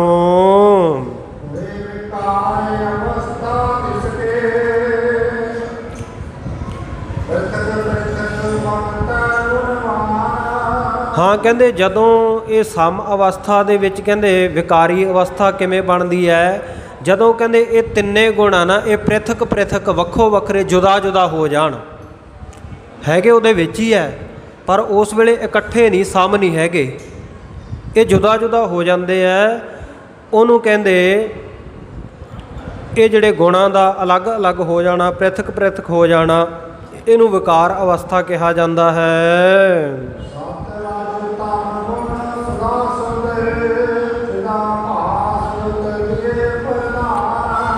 ਕਹਿੰਦੇ ਫਿਰ ਇਹ ਸਤੋ ਗੁਣ ਹੈ, ਰਜੋ ਗੁਣ ਹੈ ਤੇ ਤਮੋ ਗੁਣ ਹੈ, ਸੁੱਧਾ ਸੁੱਧ, ਸ਼ੁੱਧ ਅਤੇ ਅਸ਼ੁੱਧ, ਇਹ ਚਿਦਾ ਭਾਸ ਜੁਤ ਲੀਏ ਪ੍ਰਧਾਨ। ਕਹਿੰਦੇ ਜਦੋਂ ਇਹ ਚਿਤਾਭਾਸ ਦੇ ਸਹਿਤ ਹੈ, ਚਿੱਤ ਦੇ ਆਭਾਸ ਦੇ ਸਹਿਤ, ਪਰਛਾਵੇਂ ਦੇ ਸਹਿਤ ਕਹਿ ਲਓ, ਪ੍ਰਤੀਬਿੰਬ ਦੇ ਸਹਿਤ ਕਹਿ ਲਓ ਹੈ ਇਹ, ਉਸ ਵੇਲੇ ਕਹਿੰਦੇ ਇਸ ਨੂੰ ਕਹਿੰਦੇ ਪ੍ਰਧਾਨ ਕਿਹਾ ਜਾਂਦਾ ਹੈ। ਇਹਨੂੰ ਪ੍ਰਧਾਨ ਕਹਿ ਲਓ ਚਾਹੇ ਮਾਇਆ ਕਹਿ ਲਓ, ਪ੍ਰਧਾਨ ਨਾਮ ਹੈ ਮੁਖੀ ਦਾ, ਮੁੱਖ ਦਾ। ਸਾਂਖ ਵਾਲੇ ਨੇ ਇਹਨੂੰ ਪ੍ਰਧਾਨ ਕਿਹਾ ਤੇ ਵਿਦਾਂਤ ਵਾਲੇ ਮਾਇਆ ਕਹਿੰਦੇ ਆ। ਇਹ ਮਾਇਆ ਦਾ ਸਰੂਪ ਦੱਸ ਰਹੇ ਆ। ਪੁੱਛਿਆ ਸੀ ਨਾ ਸਿੱਖਾਂ ਨੇ ਵੀ ਪਹਿਲਾਂ ਅਗਿਆਨ ਦੱਸੋ, ਉਸ ਤੋਂ ਬਾਅਦ ਮਾਇਆ ਦੱਸੋ ਕੀ ਹੈ। ਫਿਰ ਕਹਿੰਦੇ ਇਹ ਮਾਇਆ ਹੈ। ਸੋ ਇਹ ਮਾਇਆ ਦਾ ਸਰੂਪ ਦੱਸਿਆ ਔਰ ਸਤਿਗੁਰਾਂ ਨੇ ਬਾਣੀ ਦੇ ਵਿੱਚ ਇਹ ਮਾਇਆ ਦਾ ਸਰੂਪ ਬੜੇ ਸੁਖੈਨ ਤਰੀਕੇ ਦੇ ਨਾਲ ਦੱਸਿਆ। ਮਾਇਆ ਕਿਹਨੂੰ ਕਹਿੰਦੇ ਹੈ? ਸਤਿਗੁਰੂ ਅਮਰਦਾਸ ਸਾਹਿਬ ਮਹਾਰਾਜ ਸੱਚੇ ਪਾਤਸ਼ਾਹ ਕਹਿੰਦੇ ਹੈ, ਇਹ ਮਾਇਆ ਜਿਤ ਹਰ ਵਿਸਰੈ ਮੋਹ ਉਪਜੈ ਭਾਉ ਦੂਜਾ ਲਾਇਆ। ਜਿਵੇਂ ਆਪਾਂ ਕੋਈ ਚੀਜ਼ ਪਈ ਹੋਵੇ ਨਾ ਸਾਹਮਣੇ, ਆਪਾਂ ਕਹਿੰਦੇ ਵੀ ਆਹ ਫਲਾਣਾ ਬੰਦਾ ਹੈ। ਸਤਿਗੁਰੂ ਸੱਚੇ ਪਾਤਸ਼ਾਹ ਕਹਿੰਦੇ ਇਹ ਮਾਇਆ, ਮਾਇਆ ਕਿਹੜੀ ਹੈ? ਕਹਿੰਦੇ ਇਹ ਹੈ। ਕਿਹੜੀ? ਕਹਿੰਦੇ ਜਿਤ ਹਰ ਵਿਸਰੈ ਮੋਹ ਉਪਜੈ ਭਾਉ ਦੂਜਾ ਲਾਇਆ। ਜਿਹਦੇ ਨਾਲ ਹਰੀ ਵਾਹਿਗੁਰੂ ਪਰਮੇਸ਼ਰ ਵਿਸਰ ਜਾਵੇ, ਸਾਨੂੰ ਮੋਹ ਪੈਦਾ ਹੋ ਜਾਵੇ ਅਤੇ ਉਹ ਪਰਮਾਤਮਾ ਤੋਂ ਬਿਨਾਂ ਹੋਰ ਜਗ੍ਹਾ 'ਤੇ ਸਾਡੀ ਭਾਵਨਾ ਲੱਗ ਜਾਵੇ, ਭਾਵ ਲੱਗ ਜਾਵੇ। ਕਹਿਣ ਤੋਂ ਭਾਵ ਕਿ ਰੱਬ ਦੇ ਨਾਮ ਤੋਂ ਤੋੜ ਕੇ ਜਿਹੜੀ ਆਪਣੇ ਨਾਲ ਚੀਜ਼ ਜੋੜ ਲਵੇ, ਉਹਨੂੰ ਮਾਇਆ ਕਿਹਾ ਜਾਂਦਾ ਹੈ। ਆਪਾਂ ਤਾਂ ਮਾਇਆ ਇਕੱਲਾ ਕਰੰਸੀ ਨੂੰ ਸਮਝਦੇ ਹਾਂ ਨਾ। ਹਾਂ, ਉਹ ਕਰੰਸੀ ਵੀ ਹੋ ਸਕਦੀ ਹੈ, ਉਹ ਧੀਆਂ ਪੁੱਤਰ ਵੀ ਹੋ ਸਕਦੇ ਹੈ, ਉਹ ਪਤੀ ਵੀ ਹੋ ਸਕਦਾ ਹੈ, ਪਤਨੀ ਵੀ ਹੋ ਸਕਦੀ ਹੈ, ਕੋਈ ਹੋਰ ਰਿਸ਼ਤੇਦਾਰ ਸਕਾ ਸੰਬੰਧੀ, ਕੋਈ ਦੁਨਿਆਵੀ ਪਦਾਰਥ ਵੀ ਹੋ ਸਕਦਾ ਹੈ।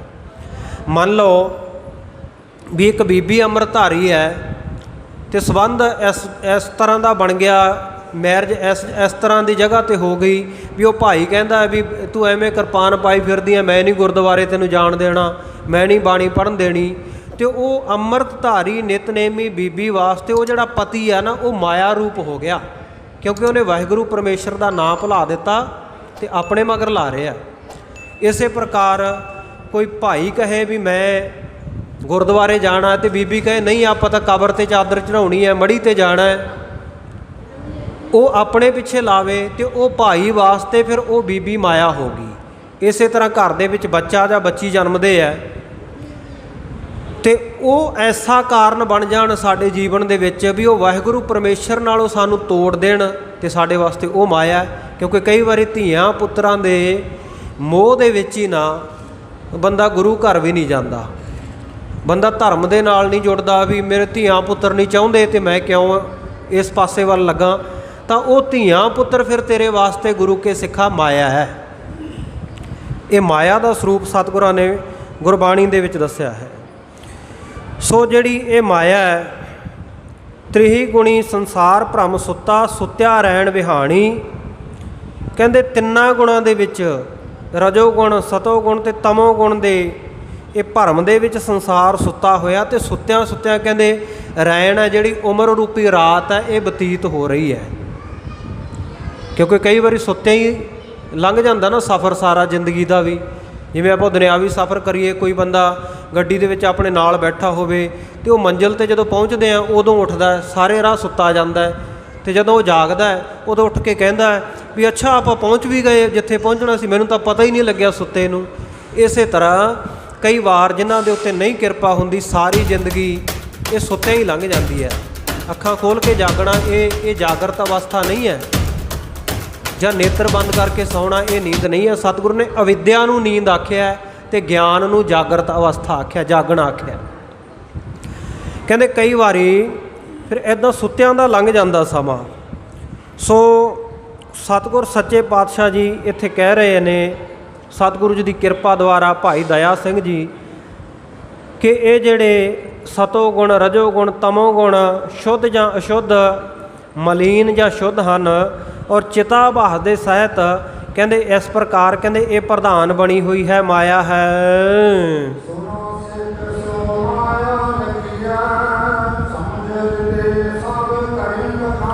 ਹੇ ਗੁਰੂ ਕੇ ਸਿੱਖੋ, ਕਹਿੰਦੇ ਇਹਨੂੰ ਮਾਇਆ ਜਾਣੋ ਔਰ ਹਿਰਦੇ ਵਿੱਚ ਇਹਨੂੰ ਚੰਗੀ ਤਰ੍ਹਾਂ ਆਪ ਵੀ ਸਮਝ ਲਓ ਅਤੇ ਸਮਝ ਕੇ ਜੇ ਕੋਈ ਤੁਹਾਡੇ ਤੋਂ ਹੋਰ ਅੱਗੇ ਸਮਝਣਾ ਚਾਹੁੰਦਾ ਨਾ, ਅਤੇ ਉਹਨੂੰ ਵੀ ਖੋਲ੍ਹ ਕੇ ਦੱਸੋ ਵੀ ਮਾਇਆ ਕੀ ਹੈ।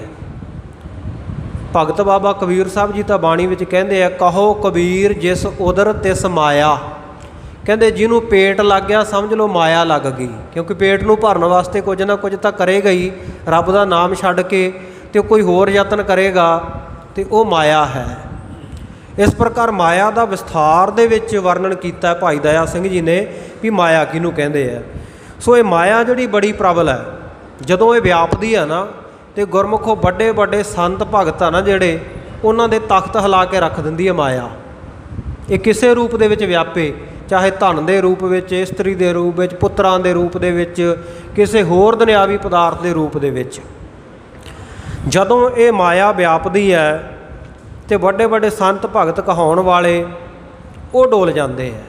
ਜਿਵੇਂ ਭਾਈ ਗੁਰਦਾਸ ਜੀ ਨੂੰ ਸਤਿਗੁਰ ਸੱਚੇ ਪਾਤਸ਼ਾਹ ਜੀ ਨੇ 6ਵੇਂ ਪਾਤਸ਼ਾਹ ਨੇ ਘੋੜੇ ਲੈਣ ਵਾਸਤੇ ਭੇਜਿਆ ਸੀ ਨਾ, ਕਾਬਲ ਕੰਧਾਰ ਵੀ ਘੋੜੇ ਖਰੀਦੋ ਜਾ ਕੇ। ਤੇ ਭਾਈ ਗੁਰਦਾਸ ਜੀ ਨੇ ਕਦੇ ਅਚਨਚੇਤ ਬਚਨ ਕੀਤਾ ਸੀ ਵੀ ਜੇ ਗੁਰ ਸਾਂਗ ਵਰਤਦਾ ਸਿੱਖ ਸਿਦਕ ਨਾ ਹਾਰੇ, ਵੀ ਜੇ ਗੁਰੂ ਕਦੇ ਕੋਈ ਕੌਤਕ ਵਰਤਾਵੇ ਤੇ ਸਿੱਖ ਨੂੰ ਚਾਹੀਦਾ ਹੈ ਵੀ ਆਪਣਾ ਸਿਦਕ ਨਾ ਹਾਰੇ ਕਦੇ। ਤੇ ਸਤਿਗੁਰ ਨੇ ਸਮਝਿਆ ਵੀ ਭਾਈ ਗੁਰਦਾਸ ਦੇ ਹਿਰਦੇ ਵਿੱਚ ਅੰਸ਼ਕ ਮਾਤਰ ਹਉਮੈ ਹੈ, ਇਹ ਹਉਮੈ ਦੂਰ ਕਰਨੀ ਚਾਹੀਦੀ ਹੈ। ਤੇ ਉੱਥੇ ਕੌਤਕ ਜਿਹਾ ਸਤਿਗੁਰ ਨੇ ਇਸ ਤਰ੍ਹਾਂ ਦਾ ਵਰਤਾਤਾ ਵੀ ਬਾਹਰ ਭਾਈ ਗੁਰਦਾਸ ਜੀ ਨੇ ਉਹ ਘੋੜਿਆਂ ਦੇ ਵਪਾਰੀ ਨਾਲ ਗੱਲਬਾਤ ਕਰ ਲਈ, ਜ਼ੁਬਾਨ ਕਰ ਲਈ, ਸੌਦਾ ਹੋ ਗਿਆ, ਘੋੜੇ ਪਸੰਦ ਕਰ ਲਏ। ਜਦੋਂ ਅੰਦਰ ਆਏ ਵੀ ਕਹਿੰਦੇ ਵੀ ਤੂੰ ਠਹਿਰ ਇੱਥੇ ਤੰਬੂ ਦੇ ਵਿੱਚੋਂ ਮੈਂ ਲਿਆ ਕੇ ਤੈਨੂੰ ਮਾਇਆ ਦਿੰਦਾ ਹੈ।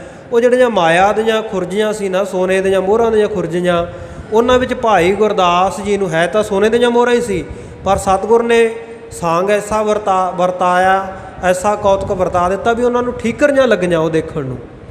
ਤੇ ਜਦੋਂ ਭਾਈ ਗੁਰਦਾਸ ਜੀ ਨੇ ਦੇਖਿਆ ਵੀ ਇਹ ਠੀਕਰੀਆਂ, ਫਿਰ ਆਖਿਆ ਵੀ ਹੁਣ ਕਿਹੜਾ ਮੂੰਹ ਲੈ ਕੇ ਜਾਵਾਂ, ਤੇ ਤੰਬੂ ਪਾੜ ਕੇ ਪਿੱਛੋਂ ਹੀ ਭੱਜ ਗਏ ਸਨ ਤੇ ਉਹ ਕਾਸ਼ੀ ਬਨਾਰਸ ਦੇ ਵਿੱਚ ਜਾ ਕੇ ਟਿਕੇ ਸਨ। ਫਿਰ ਬਹੁਤ ਦੇਰ ਤੱਕ ਭਾਈ ਗੁਰਦਾਸ ਜੀ ਨਾ ਉੱਥੇ ਹੀ ਰਹੇ। ਫਿਰ ਸਤਿਗੁਰੂ ਸੱਚੇ ਪਾਤਸ਼ਾਹ ਨੇ ਸੁਨੇਹਾ ਭੇਜਿਆ ਸੀ ਉੱਥੋਂ ਦੇ ਰਾਜੇ ਨੂੰ ਵੀ ਤੇਰੇ ਕੋਲ ਸਾਡਾ ਭਾਈ ਗੁਰਦਾਸ ਨਾਂ ਦਾ ਇੱਕ ਚੋਰ ਆਇਆ ਤੇ ਉਹਦੀਆਂ ਮੁਸ਼ਕਾਂ ਬੰਨ੍ਹ ਕੇ ਸਾਡੇ ਕੋਲੇ ਪੇਸ਼ ਕਰ। ਪਰ ਭਾਈ ਗੁਰਦਾਸ ਜੀ ਹੈ ਤਾਂ ਬ੍ਰਹਮ ਗਿਆਨੀ ਸਿੱਖ ਸਨ ਨਾ, ਤੇ ਉੱਥੇ ਵੀ ਉਹਨਾਂ ਨੇ ਗੁਰੂ ਕੀ ਬਾਣੀ ਦਾ ਪ੍ਰਚਾਰ ਜਾਰੀ ਰੱਖਿਆ ਔਰ ਰਾਜਾ ਵੀ ਉਹਨਾਂ ਦਾ ਭਗਤ ਬਣ ਗਿਆ ਸੀ, ਮਨੋਮਣੀ ਸਿੱਖ ਬਣਿਆ ਹੋਇਆ ਸੀ, ਬਾਕੀ ਸੰਗਤ ਵੀ ਬਹੁਤ ਜੁੜੀ ਹੋਈ ਸੀ। ਉਹਨੇ ਖਿਆਲ ਹੀ ਨਾ ਕੀਤਾ ਵੀ ਭਾਈ ਗੁਰਦਾਸ ਜੀ ਜਿਹੜੇ ਇਹ ਹੈ ਕਥਾਵਾਚਕ ਹੈ, ਇਹ ਚੋਰ ਹੋ ਸਕਦੇ ਹੈ। ਸੋ ਉਹਦਾ ਪਹਿਲਾਂ ਤਾਂ ਖਿਆਲ ਨਾ ਗਿਆ। ਫਿਰ ਭਾਈ ਗੁਰਦਾਸ ਜੀ ਨੂੰ ਜਦੋਂ ਹੌਲੀ ਹੌਲੀ ਭਿਣਕ ਪਈ ਨਾ, ਉਹਨੇ ਆਖਿਆ ਮੈਂ ਹੀ ਗੁਰੂ ਕਾ ਚੋਰ ਹਾਂ, ਮੈਂ ਗੁਰੂ ਤੋਂ ਚੋਰੀ ਭੱਜ ਕੇ ਆਇਆ। ਤੇ ਸਤਿਗੁਰ ਨੇ ਮਾਇਆ ਐਸੀ ਵਰਤਾ ਦਿੱਤੀ ਸੀ, ਸਾਂਗ ਐਸਾ ਵਰਤਾ ਦਿੱਤਾ ਸੀ, ਜਿਸ ਕਰਕੇ ਸੋ ਮੈਨੂੰ ਇਸ ਤਰ੍ਹਾਂ ਦਾ ਜਿਹੜਾ ਇਹ ਮੇਰੇ ਨਾਲ ਵਰਤਾਰਾ ਵਰਤਿਆ। ਫਿਰ ਸਤਿਗੁਰ ਸੱਚੇ ਪਾਤਸ਼ਾਹ ਦੇ ਚਰਨਾਂ ਵਿੱਚ ਹਾਜ਼ਰ ਹੋਇਆ ਸੀ ਤੇ ਫਿਰ ਆਖਿਆ ਸੀ ਬਚਨ ਵੀ ਜੇ ਗੁਰ ਭਰਮਾਏ ਸਾਂਗ ਕਰ ਕਿਆ ਸਿੱਖ ਵਿਚਾਰਾ। ਕਹਿੰਦੇ ਸਿੱਖ ਦੀ ਕੀ ਹੈਸੀਅਤ ਹੈ, ਜੇ ਗੁਰੂ ਭਰਮਾਉਣਾ ਚਾਹੇ, ਗੁਰੂ ਮਾਇਆ ਵਰਤਾਵੇ, ਸਿੱਖ ਕੁਝ ਨਹੀਂ ਕਰ ਸਕਦਾ। ਸੋ ਇਸੇ ਪ੍ਰਕਾਰ ਕਹਿੰਦੇ ਭਗਵਾਨ ਕ੍ਰਿਸ਼ਨ ਜੀ ਤੇ ਅਰਜਨ ਜੀ ਉਹ ਦੋਵੇਂ ਇਕੱਠੇ ਵਿਚਰ ਰਹੇ ਸਨ। ਕਹਿੰਦੇ ਭਗਵਾਨ ਜੀ ਤੁਸੀਂ ਹਮੇਸ਼ਾ ਕਹਿੰਦੇ ਰਹਿੰਦੇ ਹੋ ਮਾਇਆ ਇੱਦਾਂ ਕਰ ਦਿੰਦੀ ਆ, ਮਾਇਆ ਉਹ ਕਰ ਦਿੰਦੀ ਆ, ਭੁਲਾ ਦਿੰਦੀ ਹੈ, ਵੀ ਇਹ ਮਾਇਆ ਦਾ ਸਰੂਪ ਕਦੇ ਮੈਨੂੰ ਤਾਂ ਲੱਗਦਾ ਨਹੀਂ ਵੀ ਕੋਈ ਭੁਲਾ ਸਕਦੀ ਹੈ, ਮੈਨੂੰ ਭੁਲਾ ਕੇ ਦਿਖਾਵੇ। ਅਰਜਨ ਕਹਿੰਦਾ, ਭਗਵਾਨ ਕ੍ਰਿਸ਼ਨ ਜੀ ਕਹਿੰਦੇ ਅਰਜਨਾ ਕਹਿੰਦੇ ਤੂੰ ਬਸ ਹੀ ਕਰ, ਬਸ ਇਸ ਗੱਲ ਨੂੰ ਇੱਥੇ ਹੀ ਛੱਡ ਦੇ। ਕਹਿੰਦਾ ਨਹੀਂ ਜੀ ਮੇਰੇ 'ਤੇ ਨਹੀਂ ਪ੍ਰਭਾਵ ਪਾ ਸਕਦੀ। ਕਹਿੰਦੇ ਜਦੋਂ ਉਹ ਮਾਇਆ ਵਰਤਦੀ ਆ ਨਾ ਉਦੋਂ ਪਤਾ ਲੱਗਦਾ, ਤੈਨੂੰ ਹੁਣੇ ਲੱਗਦਾ ਹੋਣਾ ਵੀ ਮਾਇਆ ਦਾ ਪ੍ਰਭਾਵ ਨਹੀਂ ਕੋਈ ਪੈਂਦਾ। ਸੋ ਕਹਿੰਦੇ ਜੀ ਦਿਖਾਓ ਮੈਨੂੰ ਮਾਇਆ। ਕਹਿੰਦੇ ਜਾ ਫਿਰ ਉਹ ਸਾਹਮਣੇ ਸਰੋਵਰ ਹੈ ਨਾ, ਉਹਦੇ ਵਿੱਚ ਇਸ਼ਨਾਨ ਕਰਕੇ ਆ। ਭਗਵਾਨ ਕ੍ਰਿਸ਼ਨ ਜੀ ਦਾਤਣ ਕਰ ਰਹੇ ਸਨ, ਰਥ ਉੱਥੇ ਖਿਲਾਰਿਆ ਹੋਇਆ ਸੀ। ਤੇ ਜਾ ਕੇ ਅਰਜੁਨ ਨੇ ਜਦੋਂ ਸਰੋਵਰ ਦੇ ਵਿੱਚ ਇਸ਼ਨਾਨ ਕੀਤਾ, ਇਸ਼ਨਾਨ ਕਰਕੇ ਬਾਹਰ ਆਇਆ ਤਾਂ ਕੀ ਦੇਖਦਾ, ਨਾ ਉੱਥੇ ਭਗਵਾਨ ਜੀ ਹੈ ਤੇ ਨਾ ਹੀ ਉੱਥੇ ਰਥ ਹੈ। ਤੇ ਆਵਾਜ਼ਾਂ ਮਾਰਦਾ ਫਿਰਦਾ ਭਗਵਾਨ ਕ੍ਰਿਸ਼ਨ ਜੀ ਕਿੱਥੇ ਹੋ, ਰਥ ਕਿੱਧਰ ਲੈ ਗਏ, ਕਿੱਥੇ ਹੋ ਤੁਸੀਂ। ਇੱਦਾਂ ਲੱਭਦਾ ਲੱਭਦਾ ਤੇ ਦੂਰ ਜੰਗਲ ਵਿੱਚ ਚਲਿਆ ਗਿਆ। ਜੰਗਲ ਵਿੱਚ ਉਹਨੂੰ ਇੱਕ ਲੱਕੜਹਾਰਾ ਮਿਲਿਆ ਤੇ ਜਦੋਂ ਉਹ ਪੁੱਛਦਾ ਵੀ ਇੱਧਰ ਭਗਵਾਨ ਕ੍ਰਿਸ਼ਨ ਜੀ ਨਹੀਂ ਵੇਖੇ, ਉਹ ਕਹਿੰਦਾ ਵੀ ਤੂੰ ਕੌਣ ਹੈ। ਕਹਿੰਦਾ ਮੈਂ ਅਰਜੁਨ ਹੈ। ਤੇ ਉਹ ਕਹਿੰਦਾ ਵੀ ਕਿਹੜਾ ਅਰਜੁਨ। ਕਹਿੰਦਾ ਜੀ ਮੈਂ ਦੁਆਪਰ ਯੁੱਗ ਦੇ ਵਿੱਚ ਭਗਵਾਨ ਕ੍ਰਿਸ਼ਨ ਦਾ ਸਾਥੀ ਹੈ, ਅਰਜੁਨ ਹੈ। ਉਹ ਕਹਿੰਦੇ ਕਿਹੜੇ ਦੁਆਪਰ ਯੁੱਗ ਦੀ ਗੱਲ ਕਰਦਾ, ਦੁਆਪਰ ਯੁੱਗ ਕਦੋਂ ਦਾ ਲੰਘਿਆ, ਇਹ ਕਲਯੁੱਗ ਚੱਲੀ ਜਾਂਦਾ। ਤੇ ਕਹਿੰਦਾ ਜੀ ਮੈਂ ਤਾਂ ਉਹੀ ਅਰਜਨ ਹੈ। ਕਹਿੰਦਾ ਚੱਲ ਪਰੇ ਦਿਮਾਗ ਖਰਾਬ ਹੋਇਆ ਤੇਰਾ, ਤੂੰ ਉਹ ਅਰਜਨ ਕਿੱਥੇ, ਉਹ ਤਾਂ ਦੁਆਪਰ ਯੁੱਗ 'ਚ ਹੋਏ ਆ, ਹੁਣ ਉਹ ਅਰਜਨ ਵਰਗਿਆਂ ਦੀਆਂ ਤਾਂ ਕਥਾ ਕਹਾਣੀਆਂ ਹੀ ਹੈ। ਤੇ ਕਹਿੰਦਾ ਜੇ ਤੂੰ ਫਿਰ ਵੀ ਜਾਣਨਾ ਚਾਹੁੰਦਾ ਨਾ ਵੀ ਅਰਜਨ ਬਾਰੇ, ਕਹਿੰਦਾ ਸਾਡੇ ਪਿੰਡ ਇੱਕ ਪੰਡਤ ਜੀ ਕਥਾ ਕਰਦੇ ਆ, ਉਹਨਾਂ ਕੋਲੇ ਚਲਿਆ ਜਾ, ਉਹ ਮਹਾਭਾਰਤ ਦੀ ਕਥਾ ਸੁਣਾਉਂਦੇ ਹੁੰਦੇ ਆ। ਤੇ ਆ ਜਿਹੜੇ ਨਾਂ ਤੂੰ ਲੈਣਾ ਕ੍ਰਿਸ਼ਨ ਅਰਜਨ, ਇਹ ਉਹਨਾਂ ਦੀ ਕਥਾ ਦੇ ਵਿੱਚ ਆਉਂਦੇ ਆ। ਕਹਿੰਦੇ ਉਹ ਪਿੰਡ ਦੇ ਵਿੱਚ ਚਲਿਆ ਗਿਆ। ਪਿੰਡ ਵਿੱਚ ਜਾ ਕੇ ਉਹ ਜਦੋਂ ਪੰਡਤ ਜੀ ਕਥਾ ਕਰਨ, ਜਦੋਂ ਕਿਹਾ ਵੀ ਇੱਦਾਂ ਭਗਵਾਨ ਕ੍ਰਿਸ਼ਨ ਜੀ ਤੇ ਭਗਵਾਨ ਕ੍ਰਿਸ਼ਨ ਜੀ ਦਾ ਸਾਥੀ ਅਰਜੁਨ, ਤੇ ਜਦੋਂ ਅਰਜੁਨ ਦਾ ਨਾਮ ਲਿਆ ਤੇ ਉੱਠ ਕੇ ਖੜਾ ਹੋ ਗਿਆ। ਕਹਿੰਦਾ ਹਾਂ ਜੀ, ਕਹਿੰਦਾ ਉਹ ਅਰਜੁਨ ਮੈਂ ਹੀ ਹੈ, ਮੈਂ ਹੀ ਉਹ ਅਰਜੁਨ ਹੈ। ਉਹ ਪੰਡਤ ਕਹਿੰਦਾ ਫੜ ਕੇ ਬਿਠਾਓ ਇਹਨੂੰ, ਦਿਮਾਗ ਹਿੱਲੇ ਵਾਲਾ ਕੌਣ ਆਇਆ ਵੀ ਉਹ ਮੈਂ ਦੁਆਪਰ ਦੀ ਕਥਾ ਸੁਣਾਈ ਜਾਂਦਾ ਤੇ ਕਲਯੁੱਗ ਵਿੱਚ ਕਹੀ ਜਾਂਦਾ ਮੈਂ ਅਰਜੁਨ ਹੈ। ਵੀ ਕਹਿੰਦਾ ਜੇ ਤੇਰਾ ਨਾਂ ਅਰਜੁਨ ਹੈ ਤਾਂ ਫਿਰ ਇਹਦਾ ਮਤਲਬ ਇਹ ਥੋੜ੍ਹੀ ਹੈ ਵੀ ਤੂੰ ਉਹੀ ਦੁਆਪਰ ਯੁੱਗ ਵਾਲਾ ਅਰਜੁਨ ਹੈ। ਤੇ ਉਹਨੇ ਆਖਿਆ ਵੀ ਇਹ ਤਾਂ ਬੜਾ ਚੱਕਰ ਪਿਆ। ਸੋ ਇੱਦਾਂ ਹੀ ਕਰਦਿਆਂ ਕਰਦਿਆਂ ਕਹਿੰਦੇ ਫਿਰ ਉਹ ਇੱਕ ਰਾਜੇ ਦੇ ਦਰਬਾਰ ਵਿੱਚ ਪੇਸ਼ ਹੋਇਆ। ਕਹਿੰਦਾ ਜੀ ਮੈਨੂੰ ਸਿਪਾਹੀ ਭਰਤੀ ਕਰ ਲਓ, ਉਪਜੀਵਕਾ ਤਾਂ ਚਲਾਉਣੀ ਹੈ, ਖਾਣ ਪੀਣ ਨੂੰ ਕੁਝ ਚਾਹੀਦਾ। ਉਹਨਾਂ ਨੇ ਭਰਤੀ ਕਰ ਲਿਆ। ਹੁਣ ਅਰਜੁਨ ਨਿਸ਼ਾਨੇਬਾਜ਼ ਬੜਾ ਸੀ, ਤੀਰ ਅੰਦਾਜ਼ੀ ਅਰਜੁਨ ਦੀ ਮੰਨੀ ਪ੍ਰਮੰਨੀ ਗਈ ਆ। ਅੱਜ ਵੀ ਅਰਜੁਨ ਅਵਾਰਡ ਦਿੱਤੇ ਜਾਂਦੇ ਆ ਚੰਗੇ ਨਿਸ਼ਾਨੇਬਾਜ਼ਾਂ ਨੂੰ। ਸੋ ਜਦੋਂ ਉਹ ਰਾਜੇ ਨੇ ਉਹਨੂੰ ਰੱਖ ਲਿਆ, ਸਿਪਾਹੀ ਭਰਤੀ ਕਰ ਲਿਆ, ਉਹਦੀ ਤੀਰ ਅੰਦਾਜ਼ੀ ਵੇਖੀ, ਉਹ ਕਹਿੰਦਾ ਵੀ ਇਹ ਤਾਂ ਬੜਾ ਤਕੜਾ ਯੋਧਾ ਹੈ, ਬੜਾ ਨਿਸ਼ਾਨੇਬਾਜ਼ ਹੈ, ਇਹ ਤਾਂ ਸੈਨਾਪਤੀ ਹੋਣਾ ਚਾਹੀਦਾ। ਸੈਨਾਪਤੀ ਬਣਾਤਾ। ਸੈਨਾਪਤੀ ਬਣਾਉਣ ਤੋਂ ਬਾਅਦ ਉਹ ਇੱਦਾਂ ਹੀ ਪਰਚ ਗਿਆ ਕਾਰ ਵਿਹਾਰ ਦੇ ਵਿੱਚ। ਰਾਜੇ ਨੇ ਆਪਣੀ ਲੜਕੀ ਦਾ ਰਿਸ਼ਤਾ ਕਰ ਦਿੱਤਾ ਉਹਨੂੰ। ਘਰ ਦੇ ਵਿੱਚ 1 2 3 ਪੁੱਤਰ ਪੈਦਾ ਹੋ ਗਏ। ਜਦੋਂ ਪੁੱਤਰ ਪੈਦਾ ਹੋਏ ਉਸ ਤੋਂ ਬਾਅਦ ਉਹਦੀ ਜਿਹੜੀ ਘਰ ਵਾਲੀ ਸੀ ਉਹ ਚੜ੍ਹਾਈ ਕਰ ਗਈ। ਹੁਣ ਜਦੋਂ ਘਰ ਵਾਲੀ ਚੜ੍ਹਾਈ ਕੀਤੀ ਤਾਂ ਉਸ ਵੇਲੇ ਰਾਜਾ ਕਹਿੰਦਾ ਵੀ ਚਲੋ ਹੁਣ ਜੋ ਹੋ ਗਿਆ, ਮੇਰੀ ਧੀ ਚੜ੍ਹਾਈ ਕਰ ਗਈ ਵੀ ਤਾਂ ਆਪਾਂ ਅੰਤਮ ਸੰਸਕਾਰ ਤਾਂ ਕਰਨਾ ਹੀ ਹੈ। ਪਰ ਅਰਜੁਨ ਸਭ ਕੁਝ ਭੁੱਲ ਭੁਲਾ ਗਿਆ। ਮੋਹ ਮਾਇਆ ਦਾ ਐਸਾ ਪਸਾਰਾ ਉਹਦੇ ਉੱਤੇ ਪਿਆ, ਸਭ ਕੁਝ ਭੁੱਲ ਕੇ, ਅਤੇ ਉਹ ਇੰਨਾ ਮੋਹ ਮਾਇਆ ਦੇ ਅਧੀਨ ਹੋ ਗਿਆ। ਕਹਿੰਦਾ ਵੀ ਮੈਂ ਤਾਂ ਨਹੀਂ ਆਪਣੀ ਘਰ ਵਾਲੀ ਤੋਂ ਬਿਨਾਂ ਰਹਿ ਸਕਦਾ। ਜਿਵੇਂ ਪਤੀ ਚੜ੍ਹਾਈ ਕਰ ਜਾਵੇ ਅਤੇ ਇਸਤਰੀਆਂ ਸਤੀ ਹੁੰਦੀਆਂ ਸਨ ਨਾ ਪੁਰਾਣੇ ਜ਼ਮਾਨੇ ਦੇ ਵਿੱਚ, ਕਹਿੰਦਾ ਮੈਂ ਤਾਂ ਸਤਾ ਹੋਊਂਗਾ ਨਾਲ ਹੀ ਇਹਦੇ, ਮੈਂ ਨਹੀਂ ਬਚਦਾ। ਉਹਨਾਂ ਨੇ ਬਥੇਰਾ ਸਮਝਾਇਆ ਵੀ ਚੱਲ ਕੋਈ ਨਹੀਂ, ਬੱਚਿਆਂ ਨੂੰ ਪਾਲਣ ਪੋਸ਼ਣ ਕਰ ਲੈ, ਪਰ ਨਾ ਮੰਨਿਆ। ਚਲੋ ਖੈਰ, ਉਹ ਕਹਿੰਦੇ ਵੀ ਜੇ ਨਹੀਂ ਮੰਨਦਾ, ਜਿੱਥੇ ਧੀ ਗਈ ਆ ਉੱਥੇ ਜਵਾਈ ਵੀ ਚਲਿਆ ਜਾਊਗਾ, ਆਪਣੇ ਦੋਹਤਿਆਂ ਨੂੰ ਮੈਂ ਪਾਲ ਲਊਂਗਾ। ਇਹ ਸਮਝ ਕੇ ਰਾਜੇ ਨੇ ਆਗਿਆ ਦੇ ਦਿੱਤੀ। ਸੋ ਉਹਨੂੰ ਇਸ਼ਨਾਨ ਕਰਵਾਇਆ ਗਿਆ। ਇਸ਼ਨਾਨ ਕਰਵਾ ਕੇ ਹੱਥ ਦੇ ਉੱਤੇ ਨਾਰੀਅਲ ਰੱਖ ਦਿੱਤਾ, ਕਿਉਂਕਿ ਇਹਨੂੰ ਸੰਧੌਰਾ ਕਹਿੰਦੇ ਸਨ। ਮਰਨੇ ਤੇ ਕਿਆ ਡਰਪਣਾ ਜੋ ਹਾਥ ਸੰਧੌਰਾ ਲੀਨ। ਸੋ ਉਹਦੇ ਰੱਖਿਆ ਜਿਸ ਵੇਲੇ, ਅਤੇ ਉਸ ਵੇਲੇ ਨਾ ਗੁਰਮੁਖ ਪਿਆਰਿਓ, ਜਦੋਂ ਇਹਨੇ ਇਸ਼ਨਾਨ ਕੀਤਾ ਅਤੇ ਇਹ ਜਦੋਂ ਇਹਨੂੰ ਪਿਛਲੀ ਸੋਝੀ ਆ ਗਈ ਅਤੇ ਉਸੇ ਜਗ੍ਹਾ ਦੇ ਉੱਤੇ ਫੇਰ ਆ ਗਿਆ ਇਹ, ਜਿੱਥੇ ਭਗਵਾਨ ਕ੍ਰਿਸ਼ਨ ਜੀ ਖੜ੍ਹੇ ਦਾਤਣ ਕਰ ਰਹੇ ਆ।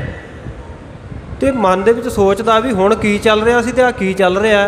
ਕਹਿੰਦਾ ਭਗਵਾਨ ਜੀ ਇਹ ਸਭ ਕੁਝ ਹੈ ਕੀ ਸੀ। ਕਹਿੰਦਾ ਤੂੰ ਕਿਹਾ ਸੀ ਨਾ ਵੀ ਮਾਇਆ ਵਰਤਾ ਕੇ ਦਿਖਾਓ। ਕਹਿੰਦੇ ਤੈਨੂੰ ਮਾਇਆ ਦੀ ਥੋੜ੍ਹੀ ਜਿਹੀ ਝਲਕ ਦਿਖਾਈ ਹੈ ਵੀ ਮਾਇਆ ਕੀ ਕਰ ਸਕਦੀ ਹੈ। ਕਹਿੰਦੇ ਬਸ ਥੋੜ੍ਹਾ ਜਿਹਾ ਇੰਨਾ ਹੀ ਫਰਕ ਸੀ, ਦੁਆਪਰ ਤੋਂ ਸਿੱਧਾ ਤੈਨੂੰ ਕਲਯੁੱਗ ਦੇ ਵਿੱਚ ਪਹੁੰਚਾਤਾ ਸੀ। ਤਾਂ ਹੀ ਉਹ ਲੋਕ ਤੈਨੂੰ ਕਹਿੰਦੇ ਸੀ ਵੀ ਇਹ ਤਾਂ ਪੁਰਾਣੇ ਜ਼ਮਾਨਿਆਂ ਦੀਆਂ ਗੱਲਾਂ, ਪਿਛਲੇ ਯੁੱਗਾਂ ਦੀਆਂ ਗੱਲਾਂ। ਪਰ ਫਿਰ ਵੀ ਅਰਜੁਨ ਦੇ ਉੱਤੇ ਮਾਇਆ ਦਾ ਪ੍ਰਭਾਵ ਇੰਨਾ ਰਿਹਾ। ਕਹਿੰਦਾ ਭਗਵਾਨ ਜੀ ਚਲੋ ਇਹ ਤਾਂ ਗੱਲ ਮੰਨੀ ਵੀ ਮਾਇਆ ਦਾ ਮੋਹ ਸੀ। ਕਹਿੰਦਾ ਇੱਕ ਵਾਰੀ ਮੈਨੂੰ ਉੱਥੇ ਲੈ ਤਾਂ ਚੱਲੋ। ਕਹਿੰਦਾ ਮੈਂ ਦੇਖਤਾ ਵਾਂ ਵੀ ਉਹਦਾ, ਜਿਹੜੀ ਮੇਰੀ ਘਰ ਵਾਲੀ ਸੀ, ਉਹਦਾ ਸੰਸਕਾਰ ਕਿਵੇਂ ਹੁੰਦਾ। ਮਤਲਬ ਮਾਇਆ ਦਾ ਮੋਹ ਇੰਨਾ ਉਹਦੇ ਉੱਤੇ। ਅਤੇ ਜਦੋਂ ਦੁਬਾਰਾ ਉਹਨੇ ਇੱਦਾਂ ਦੀ ਗੱਲ ਕੀਤੀ ਨਾ, ਭਗਵਾਨ ਕ੍ਰਿਸ਼ਨ ਨੇ ਚਟਾਕ ਦੇਣੇ ਚਪੇੜ ਮਾਰੀ ਅਰਜੁਨ ਦੇ। ਕਹਿੰਦਾ ਤੂੰ ਤਾਂ ਕਹਿੰਦਾ ਸੀ ਵੀ ਮਾਇਆ ਮੇਰਾ ਵਿਗਾੜ ਕੁਛ ਨਹੀਂ ਸਕਦੀ, ਕਹਿੰਦੇ ਹੁਣ ਆਹ ਕੀ ਕਰਦਾ ਫਿਰਦਾ। ਸੋ ਇਸ ਪ੍ਰਕਾਰ ਜਿਹੜੀ ਮਾਇਆ ਨਾ ਗੁਰਮੁਖ ਪਿਆਰਿਓ, ਇਹ ਬਹੁਤ ਵੱਡਾ ਪ੍ਰਭਾਵ ਇਹਦਾ ਪੈਂਦਾ ਹੈ ਜੀਵ ਦੇ ਉੱਤੇ। ਸੋ ਜਿਹੜੀ ਮਾਇਆ ਹੈ, ਕਹਿੰਦੇ ਇਹ ਜੋ ਅਨਹੋਤੀ ਬਾਤ ਕੋ ਹੋਤੀ ਕਰ ਦਿਖਲਾਏ, ਅਰ ਹੋਤੀ ਬਾਤ ਕਾ ਤਾਂ ਕਾ ਲੋਪ ਕਰਾਏ। ਅਣਹੋਣੀ ਗੱਲ ਨੂੰ ਹੋਣੀ ਕਰਕੇ ਦਿਖਾ ਦਿੰਦੀ ਹੈ, ਅਤੇ ਜਿਹੜੀ ਹੋ ਰਹੀ ਹੈ ਗੱਲ ਉਹਨੂੰ ਦਿਖਾ ਦਿੰਦੀ ਹੈ ਵੀ ਹੋ ਨਹੀਂ ਰਹੀ। ਉਸੇ ਨੂੰ ਮਾਇਆ ਕਹਿੰਦੇ ਆ। ਤਾਂ ਕਾ ਲੋਪ ਕਰਾਏ ਯਹ ਮਾਇਆ ਕਾ ਰੂਪ, ਸਾਚ ਕੋ ਝੂਠ ਦਿਖਾਏ, ਝੂਠ ਕੋ ਸਾਚ ਸਰੂਪ। ਸੱਚ ਨੂੰ ਝੂਠ ਕਰਕੇ ਦਿਖਾਉਂਦੀ ਹੈ ਅਤੇ ਝੂਠ ਨੂੰ ਸੱਚ ਕਰਕੇ। ਸੋ ਜਦੋਂ ਮਾਇਆ ਵਿਆਪਦੀ ਹੈ ਨਾ, ਜਿਹੜਾ ਰੱਬ ਸੱਚ ਹੈ, ਸੱਤ ਹੈ, ਉਹ ਝੂਠ ਲੱਗਦਾ ਸਾਨੂੰ। ਅਤੇ ਦੁਨਿਆਵੀ ਜਿਹੜੇ ਪਦਾਰਥ ਹੈ ਜਿਨ੍ਹਾਂ ਦੀ ਪਕੜ ਵਿੱਚ ਅਸੀਂ ਆ ਜਾਂਦੇ ਹਾਂ, ਉਹ ਸੱਚੇ ਲੱਗਦੇ ਆ। ਸੋ ਇਹ ਮਾਇਆ ਦਾ ਸਰੂਪ ਹੈ। ਭਾਈ ਦਇਆ ਸਿੰਘ ਜੀ ਨੇ ਇਹ ਮਾਇਆ ਦਾ ਸਰੂਪ ਵਰਣਨ ਕੀਤਾ ਹੈ। ਇੱਥੋਂ ਤੱਕ 2 ਪ੍ਰਸ਼ਨਾਂ ਦੇ ਉੱਤਰ ਦੇ ਚੁੱਕੇ ਹੈ। ਅੱਗੇ ਜਿਹੜੇ 13 ਪ੍ਰਸ਼ਨ ਹੋਰ ਰਹਿ ਗਏ ਆ, ਉਹਨਾਂ ਦੇ ਆਪਾਂ ਇਸੇ ਤਰ੍ਹਾਂ ਇੱਕ ਇੱਕ ਕਰਕੇ ਉੱਤਰ ਜਿਹੜੇ ਆ ਉਹ ਕਥਾ ਰੂਪ ਦੇ ਵਿੱਚ ਵਿਚਾਰਦੇ ਜਾਵਾਂਗੇ। ਗਰੀਬ ਨਵਾਜ਼ ਸੱਚੇ ਪਾਤਸ਼ਾਹ ਕਿਰਪਾ ਕਰਨ, ਸੁਮਤ ਬਖਸ਼ਿਸ਼ ਕਰਨ। ਹੋਈਆਂ ਭੁੱਲਾਂ ਦੀ ਆਪ ਸਮੂਹ ਸੰਗਤਾਂ ਨੇ ਖਿਮਾ ਬਖਸ਼ਿਸ਼ ਕਰਨੀ। ਆਓ ਸਮਾਪਤੀ ਦੀਆਂ ਤੁਕਾਂ ਪੜ੍ਹ ਕੇ ਅਰਦਾਸ ਦੇ ਵਿੱਚ ਸ਼ਾਮਲ ਹੋਈਏ ਜੀ।